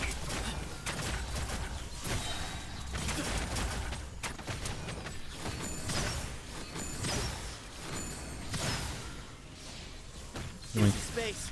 Everyone hold hands. The Temple of Wisdom. Midnight Phantasmagoria. Oh god. Oh god, fish almost died. Excuse me. Like, I don't know. It's really satisfying to me. Triggering. Grandfather. Okay. It's really satisfying to me triggering those kinds of that amount of reactions with him, and since he's an EM scaler, right, there's a lot more reason to build a lot heavier EM on Sethos. This might be a team context where it actually, again, could make sense to use the new event bow as a compelling option over a slingshot, right, just for a higher EM build. But in this team with the Nahida buff and the instructor's buff and the amount of EM I have on my Sethos, like he has like 500-600 EM or something, I don't know, after buffs. So like it's not really that I shouldn't have done that first. It's not really that significant, I would say, to like do an EM goblet on him or anything. That's not what I'm suggesting, but just like you saw the overload damage there, right? And then that was because Dia, but I dumbed with Dia. Try the new bow with Shimenawas. No, I don't intend to level up the new bow. It's kind of, it's not good enough for me to level up. It's just not worth it. It's not worth my resources. So even with the discounted rate, yeah, I don't know. So like Dia becoming a healer for this team makes it substantially more compelling, I would say, right? But the fact that Dia has access to this kind of thing, right? And can be relevant for ideas like that, and like Lamb triggered that many overloads. Okay, I thought he was doing slashes at me. That I needed to dodge, but I was fine. I don't know. Like I find this kind of concept very satisfying. Meanwhile, Ganyu.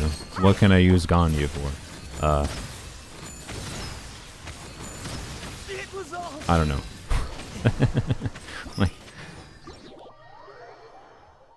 like what Ganyu and Ayaka could have done. Like Ayaka's honestly even better in comparison. Like Ayaka with Blizzard Strayer before could reach like really compelling, like high crit ratios that weren't possible in other characters because of Blizzard Strayer's existence, and that was what kind of made Freeze relevant.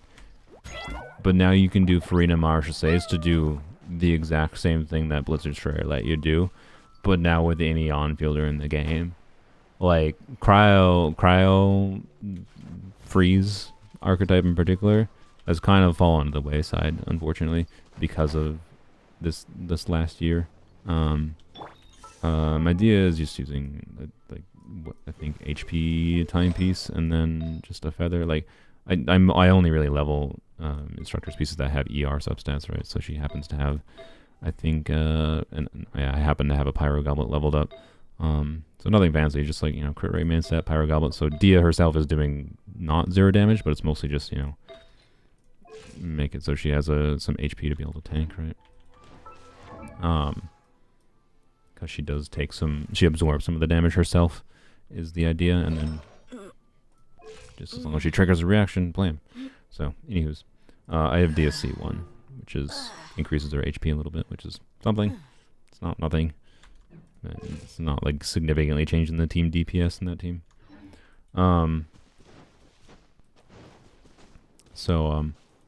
Yeah, I don't know. She's an interesting character for her ability to be used like that. Cryo, I think, is the one that's... I do hope... Like there was a leak, supposedly, you know, 5.0 will buff Cryo and Hydro, which is weird. Maybe. I don't know. Like, the most notable way they could buff Cryo is to actually probably lean into its potential as an enabling element for, like, Pyro carries. Or to release Pyro characters, maybe the Pyro Archon, that allows Melt to be more compelling. Because one of the main problems with like Melt right now is just like, what are your options for applying Pyro to be able to melt consistently, right? The answer is Xiangling, essentially, and then Burn. There is Burn shenanigans, Burn Melt, right? So I don't know. Them making more compelling ways to do Melt on your Cryo unit could buff a number of them meaningfully, right? It could meaningfully buff Ayaka. So yeah, as far as I don't know what the F that leak meant by Hydro buff. You know, like, that's really weird. Oh, I thought I was gonna drown. I'm fine. But anyways, like, I don't know. Cryo needs some love, I think. Since Blizzard Strayer got invalidated. Like, oh man, I don't know how many players have actually realized that have farmed a ton for Blizzard Strayer, right? Before Marsha Say's release. How much Marsha Say's and Farina's release just makes those pieces basically useless. Like in relative to Marsha Say's utility.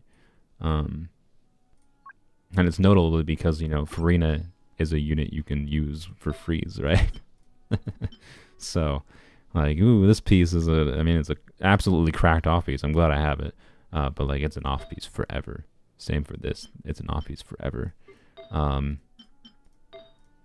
Yeah, I think I actually had a feather that I threw away that was like 20, I think it was 28 crit damage and like no other relevant stats on Blizzard Strayer. I'm pretty sure I threw that away relatively recently on my main account because I was like, Blizzard Strayer ain't even relevant anymore. So, what is Pyro carries? Pyro carry, like Pyro on field DPSs. But yeah, like Cryo can be more relevant if there's more Cryo, and Pyro carries could benefit from more Cryo units that are off-field Cryo units. I honestly don't suspect that'll happen in Netland. It might, but I'd be surprised. So realistically, I see the most likely avenue that like the leaks indicating Cryo buff would be intended towards them releasing the Pyro Archon and the Pyro Archon applying enough Pyro off-field to support, to be a buffer and off-field DPS to make it so that on-field Cryo units melting is a lot more competent of team archetypes. That's my guess.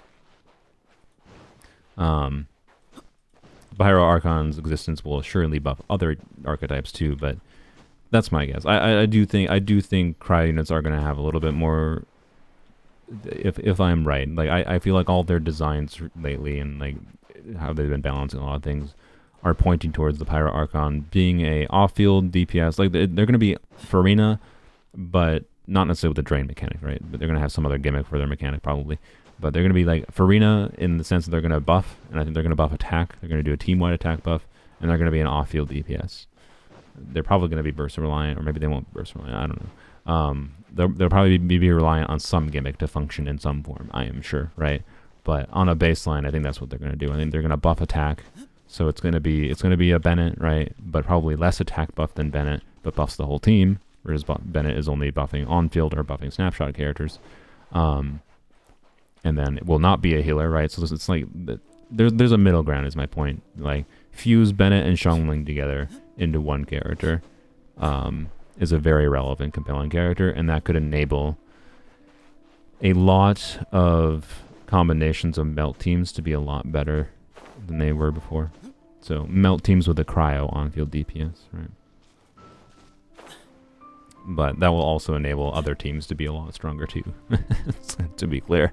So, like, one of the strongest options with the Pyro Archon, assuming that she does what I say, is going to be doing Bennett and the Pyro Archon. So, you know, there is that. But, anywho's. Hi, Maria. Thanks for joining. So, anywho's. I got real off track. This is a 3-hour stream. Why can I never stream for less than 3 hours? What is wrong with me? I literally was like, I can just do like an 1.5 hour long stream. And then I rambled for an 1.5 hours. I just... Oh, my brain. If there's only one video this weekend, guess why? No, I mean, I still should have plenty of time to get my 2 videos done. Probably. Maybe. Anywho's, we'll see. I look forward to Natlan. And seeing what they do. I have relative faith they'll do something interesting on a mechanical level, outside of just like the exploration shenanigans they're doing, right? I'm sure the exploration stuff will be cool. Doing some Mario Odyssey stuff, but anywho's. I need more resources, so yeah. Look forward to, there might not be streams this weekend, but there will at least, if there's not a stream on Sunday, I will 100% stream on Monday, unless I forget, but I don't think I will. Because the Abyss does reset. There's a new, I have not looked at. I usually, if I see whatever the enemy lineup is for the next Abyss cycles, it's usually just because like I accidentally saw it somewhere, or saw it discussed somewhere from someone else. But anyways, this resets on Sunday, but I might not stream until Monday. And I'll do more polearms only. It'll be the first polearms only Abyss for a new enemy cycle, since having C6 Arlecchino. So it'll probably be the first time where like. I imagine it will not be that hard to clear if I use C6 Arlecchino, especially if I use it. What? I need to take a drink of water. If I use and abuse C6 Arlecchino, but it's very easy to turn off C6 Arlecchino, and it's also a possibility that I can just not use Arlecchino at all and see how hard it is to clear if Arlecchino didn't exist, kind of thing, right? So, who's faster, Yelan or Chlorine? Like for overworld movement? I feel like Yelan is just a lot more convenient because Chlorine you have to do like her spamming her E and it's kind of like just going to be awkward. I imagine Chlorine might be a little bit faster but shorter duration maybe. I don't know. Is Kaveh good or desirable? No. And no. I mean, like desirable is like your personal preference obviously. Like I like Kaveh. I think he has a really interesting kit, but he's also kind of garbage. He's definitely a worse character. Like as far as talking about Dia goes, he's definitely a worse character than Dia. It's like, I like his kit. They did some interesting ideas, but like, he's super undertuned for what he does. So, Chlorine isn't that fast? Okay, that's not that surprising. Oh yeah, I mean, I knew Cloud Retainer would be way better. There's no way, like, Cloud Retainer, especially with C1, there ain't no way anyone beats Overworld. I don't know. At this point, Cloud Retainer's just an Overworld character for me. I just have her, and like I don't want to really lean towards plunging unless I really have to. Like plunge is a last resort team concept to do for me. At this point, it's cool that it's a thing you can do, but it's still always a last resort. And she's just now hoppity overworld character. So, but you know what? I never actually done this on stream. I want to wait. She's already my team. What am I doing? I want to outline something interesting about Cloud Retainer C1, and because this is what because I was trying to like nail down on a numbers level why it felt like Cloud Retainer C1 was so impactful, and the reason is because the way that Cloud Retainer is like for Overworld works, right? You do her hoppities, and then her cooldown. If you look at her cooldown, right? She has this clause in her skill that it goes from a 12-second... She has 12-second cooldown. But then when you use her skill and you don't do the plunge attack on it, it reduces the cooldown by 3 seconds. But notably, that takes a certain duration to trigger. Like, I think after you finish... like, watch the timer, right, in the corner of the screen. 1, 2, 3... It takes it like, I think like 1.8 seconds to actually trigger the cooldown reduction. And notably, because that happens, that cooldown reduction triggers every single time you, like every skill usage. So that means you can get 6 seconds of skill cooldown reduction in short order, right? So normally these constellations that are like extra, you get an extra skill usage. So like Yelan C1 is the most comparison for Overworld that we're doing here, right? Yelan C1 gives you an additional use of her skill, and like it has a 10-second cooldown, right? So it's like, yeah, you can run more. Like, yeah, Yelan C1's nice for Overworld, except there's no like cooldown reduction shenanigans. So what basically happens with Yelan is, as soon as you use the second skill, it's the same as having C1 Yelan, right? So like there's one skill, she can go pretty far, which is nice. And then you can use the second skill, and now we have to wait 5 seconds, right? And hey, we got a skill back. But whenever you're traversing any meaningful distance, right, it's like you only have one skill. All right. As soon as you use, after you're done using that second skill, it's like you had C0, right? As far as Overworld utility, it just lets you get a little bit more distance faster, and it's still a nice Overworld constellation because oftentimes you don't really need to go that far, right? If you're going from this waypoint to over here, you know, the 2 Yelan skills is enough to get you there, and it feels nice for that because it speeds out that process. On a baseline, Cloud Retainer with her C1 is the same thing, right? Wherein like it's a 12-second cooldown, and you know, if you just use Cloud Retainer C1 like this, you just use it like this, you can get 3 skills in a row, but it's actually more than 3 skills.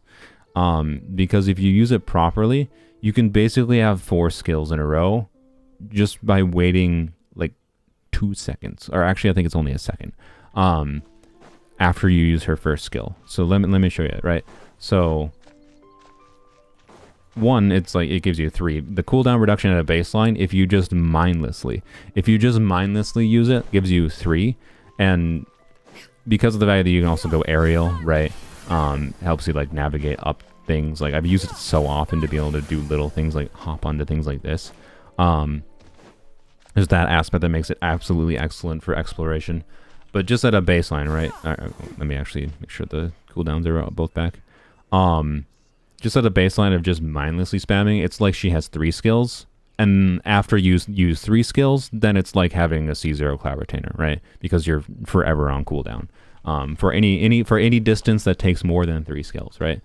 So, and this is me not doing the optimally, right? There's the third one, and then it'll take a second to proc, right? It procs the cooldown.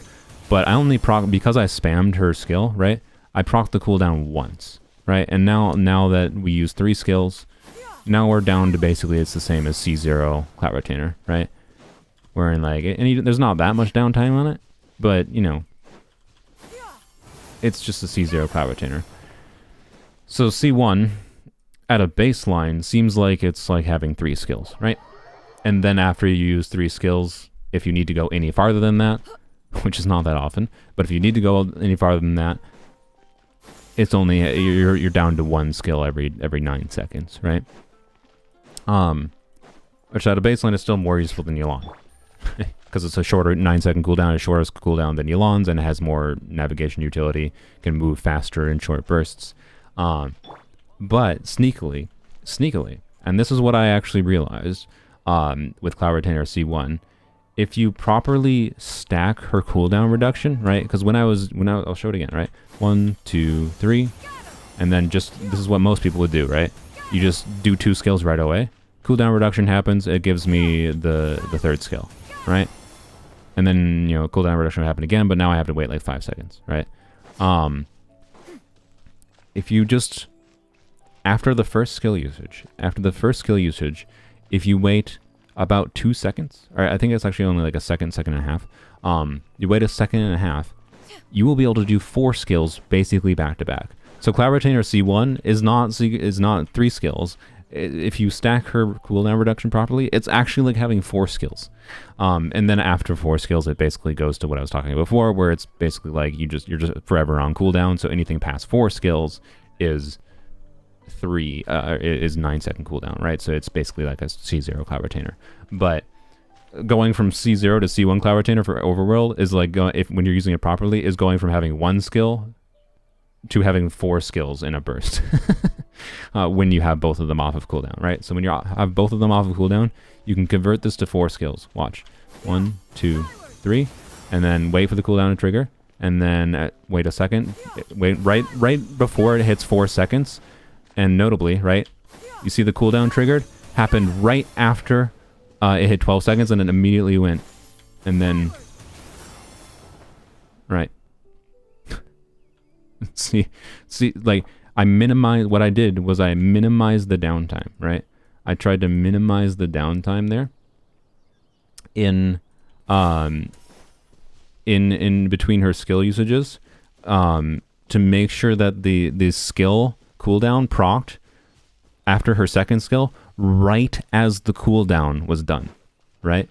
But yeah, and then on top, of course, as Katakat is mentioning again, the 3D movement ability, right? Like her ability to do that is like intensely useful. Like I have used it at times. I think I used it on stream relatively recently to like in Sumeru somewhere. I was like jumping off of a cliff this direction, and then I quickly went this direction. Her like being able to do that is insane. Like this character is ridiculous for Overworld. She's an Overworld character for me at this point. So anyway, let me show it again, right? So all it is do 1, 2, 3, first skill, wait for the cooldown to proc, and then right before it shows 4 seconds, do it again. And then that might have been slightly off. Okay, I actually screwed up. No, okay, so okay, I screwed it up there. I think the easy way to for sure get it, I've never screwed it up. I think you can do it right before it says 4 seconds on the cooldown. But if you're you don't want to worry about it, just wait to activate the second skill until it says 4 seconds, basically. That's the surefire way, I think. All right, and then we can just dash until we see 4 seconds, and then, yep.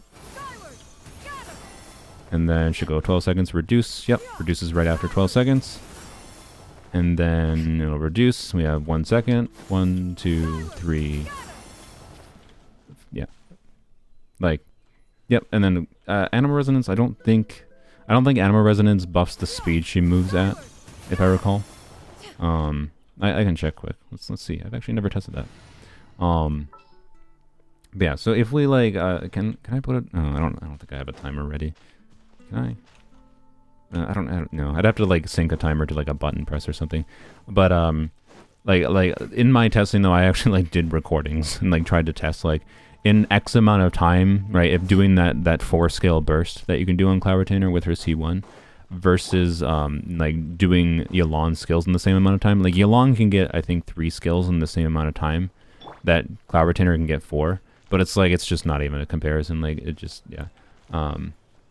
so anyways, let's go Animal Resonance. I don't think I actually tested Animal Resonance, but there's Farazan. Oops. So Animal Resonance for reference does buff movement speed. Yeah, increases movement speed by 10%, but that's just this movement speed, right? Like this is noticeably faster. And I do have this on her, and this is why I think why I'm pretty confident, because I tested this movement speed buff and I didn't get any faster, right? But I don't think I'll be able to get any farther in the same amount of skills. Okay, you know, I screwed up. I should do a couple. I forgot to do a couple dashes, or 1 dash. I should have gone to sleep a long time ago. I mean, I've gone back to editing a long time ago. I'm with you. All right, no, we'll end in the stream after I test this, make sure Animal Resonance doesn't really benefit. Pretty sure it doesn't. So anyways, 1, 2, 3. Okay, 4. I waited a little bit long, but it's not that big a deal. You know, a third of a second.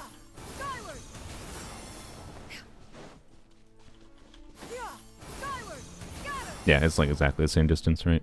So, yeah, it doesn't buff her movement speed in the air, but it does buff your like dashing speed, right? So, you know, it's still valuable because you are still doing a little bit of dashing, right? But anyways, I don't know. This character's stupid with her C1 for Overworld. It's kind of my point, because like you can when you can do bursts of distance, that much distance, right? Like I'll try to just move in a straight line instead. Is there anywhere longer that's a straight line that I can do? Let's just go like over to Windrise, actually, like go towards the Windrise fields. And see if I can just do a straight arse line. So I won't be pressing A or D. And let's see how far I can get in 4 skills, right? So put a sticker here. Alright. 1, 2, 3. Oh, the freaking rock. Okay, no, it's fine. 2, 3. And then yeah, after the first skill, you don't need to watch the cooldown. It'll just line up well. I mean, you need to watch like the 1 second of downtime, I guess. Like, like Jesus. Yeah. That's some distance, right? So, as long as you never need to, like, if anywhere you need to travel in Genshin is within this distance, right? With Seema and Cloud Retainer, it'll get you there. And you notice, like, that's pretty dang close to the distance between, you know, between like waypoints, right? Between halfway points and waypoints, right? Like if I wanted to travel here, for example, that's pretty conveniently the distance that C1 Cloud Retainer can get with 4 skills when you do it properly. Do Yulon comparison. So the proper way to do Yulon comparison then is to try to time it. So here I'm just gonna look at my stream timer, so you can look at like whatever this stream is timed at for you. I'm just gonna look at like the second marker and try to like start right on. Oops, I need to start in the same approximate spot, right? So this line might not be quite. Actually, you know what? Let's purposely start in a slightly different spot. For comparing to Yulon. It's easy enough to adjust for this. So this is Yulon. So what we actually do, it's fine. Okay, so first we're gonna do Cloud Retainer again first. Starting from, we can make this easier. Let's delete that. And then we're gonna start on this rock. Wait, let's make sure. I need Yulon back. Let's make sure. I'm gonna test this properly. Okay, nope, should not start on the top of that rock. She got kind of stuck there. I'll start on this rock, I think, right? Yeah, okay, that'll be fine. Okay. So we're gonna the exact like end point isn't that important here. We're gonna start from the same starting point just so that we can easily adjust like the angle and see the approximate distance. The goal here is to see how far they get in the same amount of time, right? So I'm gonna try to start Cloud Retainer right on the dot of like a oh shit, I could have started right there at 3:37. Dang it. Okay, I'm gonna start at 10 seconds. 7, 8, 9, 10. Oh frick, I did it. Whoops. Oh, I gotta restart. Whoops. Okay. I accidentally pressed her skill. Yep, see? The skill cooldown procced before the next skill was back. I accidentally pressed her skill at like 4.3 seconds. I knew it. Oops. What? Okay. Yeah, I'm looking at the start time for the stream so that I can record how much time it took Cloud Retainer to go 4 skills, because that's the baseline for comparison. So how much distance can Yulon C1 get in the same amount of time? Just comparing distance, ignoring all the other factors that make Cloud Retainer super comfy to use for Overworld. Okay, I'll do it 3:38 on the dot. All right, 7, 8, 9, 10. Don't screw it up this time, bozo. There we go.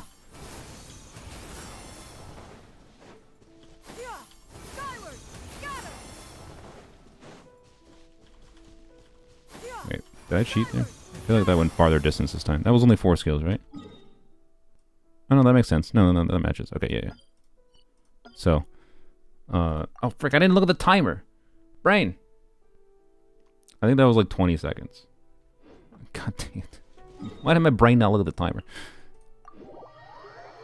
I was too obsessed about whether or not I cheated or not, but I don't think I did. That was I thought I was going too far for some reason, but that's because before I started from like here and ended up here, right? Which makes sense.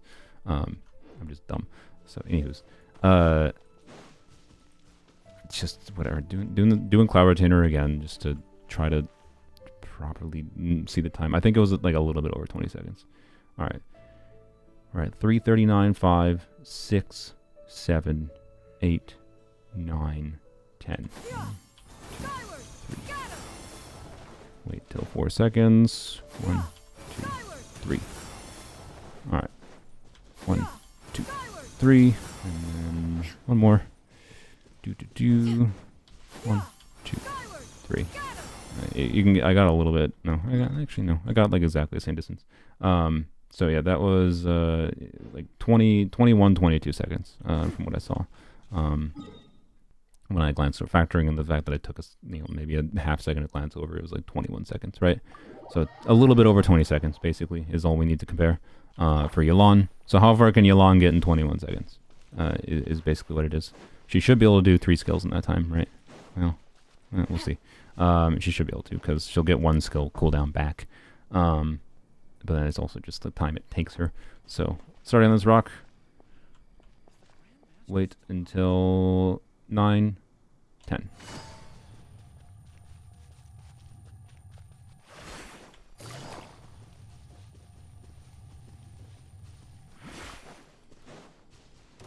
Take it easy. We got a few more seconds to go. Oh, I didn't. Okay, wait. Oh, freaking god dang it. Take it easy. So that was about the same distance actually. So like not that much different, right? As far as total distance, I guess goes. A little bit shorter, I think. Well, I don't know. Factoring in the fact that I got stuck on that rock a little bit, I think it was almost exactly the same, realistically, right? The Cloud Retainer. All right, it's interesting that it doesn't feel that it isn't that much faster. We can try again here. Actually, one thing that's interesting, we can also just. Oh no, we can't. I forgot because Fischl doesn't.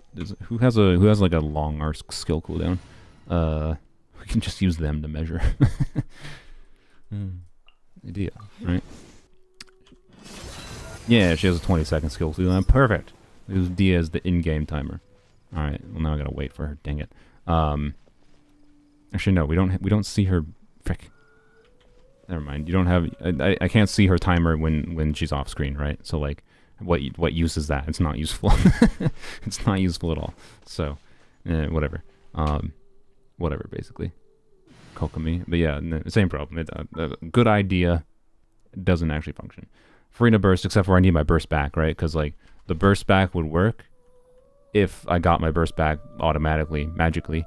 I don't though, so it doesn't really help because it won't indicate anything, right? When a character doesn't have their burst back off field, they just don't show it.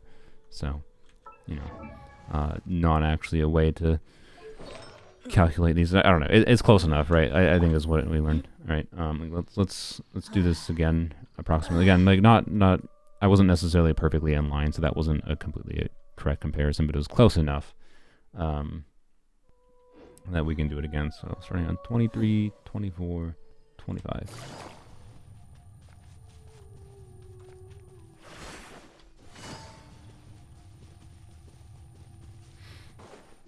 That's 35, and then we got a little bit of dashing to go in here, and then skill, and then we're at 45 right there.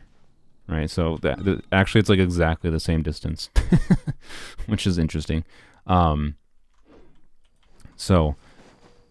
again, the difference is the level of control. So, you know, same distance, but Cloud Retainer is also better at short bursts of speed, you know, versus, because like the amount of time it takes to go from, you know, here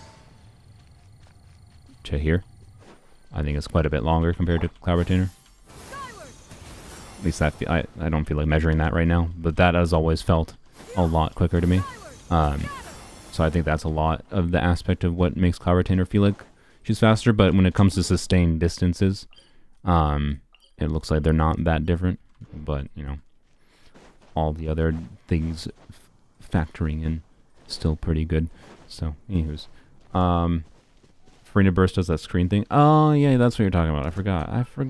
Yeah. Yep. I could have used that. That's true. I'd have to go refill it every single time, though. And also that's not the right thing. It lasts 18 seconds, which is not exactly ideal, but it wouldn't be that far away. So yeah, that would have been a good idea to do that. Yulong got stuck on terrain that could cloud hopped over. Yeah, I mean that's why I did it again, to be clear, to make sure it was still what I kind of thought, which was they're almost exactly the same distance basically.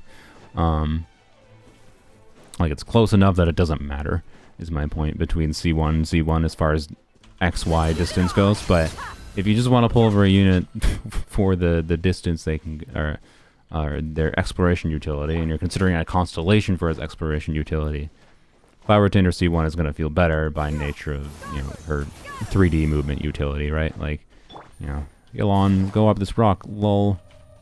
Oh, well, good job. She figured it out eventually. But meanwhile, Cloud Retainer's just like, whoop. Right. So, whoop. And Cloud Retainer manages to slide her way up things. That was just me pressing once, right? And like she lands like right here, but then they implemented something to make her just like slide up walls. And that's one of those nice things. Like, okay, there she actually got stuck there, but even then, right, you can just use her skill again, even if that happens. So little things like this are all over the place, right, in Genshin's Overworld, and Cloud Retainer navigates them with ease. And the more you learn about how to utilize Cloud Retainer, especially with her C1, the more you're just like, well, how do I navigate this overworld without this character? It's dumb that you need a 5-star to do this kind of navigation stuff, but at the same time, it is a compelling reason, as the game is currently structured, to get her. That's all. Yeah, Yulon's a lot better than she used to be for navigating Overworld, because she gets stuck in less rocks. Also, she goes inside rocks sometimes. It's interesting. But, hey, she rocks up that, but, and there's this, and it's hard to even get out of that. So, like, I ran up that, got stuck here, and I'm like, frick. So, anyways. I guess the ultimate combo is, for many people, like, to be clear, as far as value for Overworld goes, if you're just focused on configuring an Overworld traversal team, I'd say the value combo is not getting C1 Yulon or C1 Cloud Retainer in particular, but getting C0 Yulon and getting C0 Cloud Retainer, right? Because then you can, you can do this, and then, oh no, obstacle for Yulon, yoink, and then switch back to your Yulon. Well, she'd still be on cooldown at this point, but, you get the point. I think that's probably more valuable if you're willing to have both of them in the team.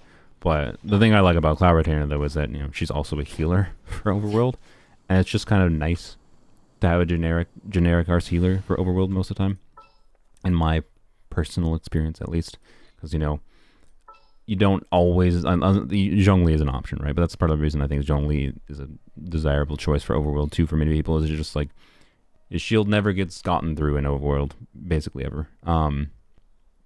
And you can just run around forever with his shield up and never take damage, but you still, even with Zhongli, sometimes take damage if you forgot to put his shield up or whatever else, right?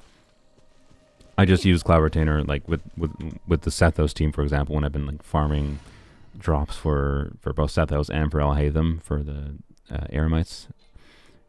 I don't use Cloud Retainer in combat, really. I just, you do Fischl, do Cat, and then do Sethos charge attack things.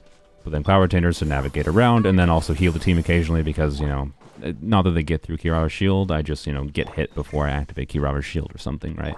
And as I'm farming 25 different enemies, I just take enough incidental damage that I want to heal once, kind of thing. And just having her be a healer is also really nice, just for that comfort of not having to, warp away to heal or whatever, or use food to go in your inventory. Blobbity blobbity blah. There's a chest here. Point is, Cloud Retainer for me is an Overworld character. She has ceased her relevance for combat for me. As much as I like doing plunge shenanigans, it's never something I want to default to at this point in time, unless I feel like I have to make a character feel decent. Like with Kaveh, is probably my best example. But she doesn't stop being valuable for my account, because for Overworld it's just oh boy. Like, it's funny to me, you know, I got Cloud Retainer on my main account, and I finally got like a character in the form of Arlecchino with somewhat of an okay movement ability for polearms only, and it's better than nothing. But that happened after I got Cloud Retainer on my main account, so it basically doesn't feel like anything compared to my main account. Like, it's like I can dash slightly faster to the crafting table. It's what Cloud Retainer, is what Arlecchino does on my polearm account. Whereas Cloud Retainer is just like, yeah, get anywhere faster all the time, and she's a healer for Overworld. So, he was cat. I've rambled for so long in this stream. This is not what I intended the stream to be. I would have titled it differently.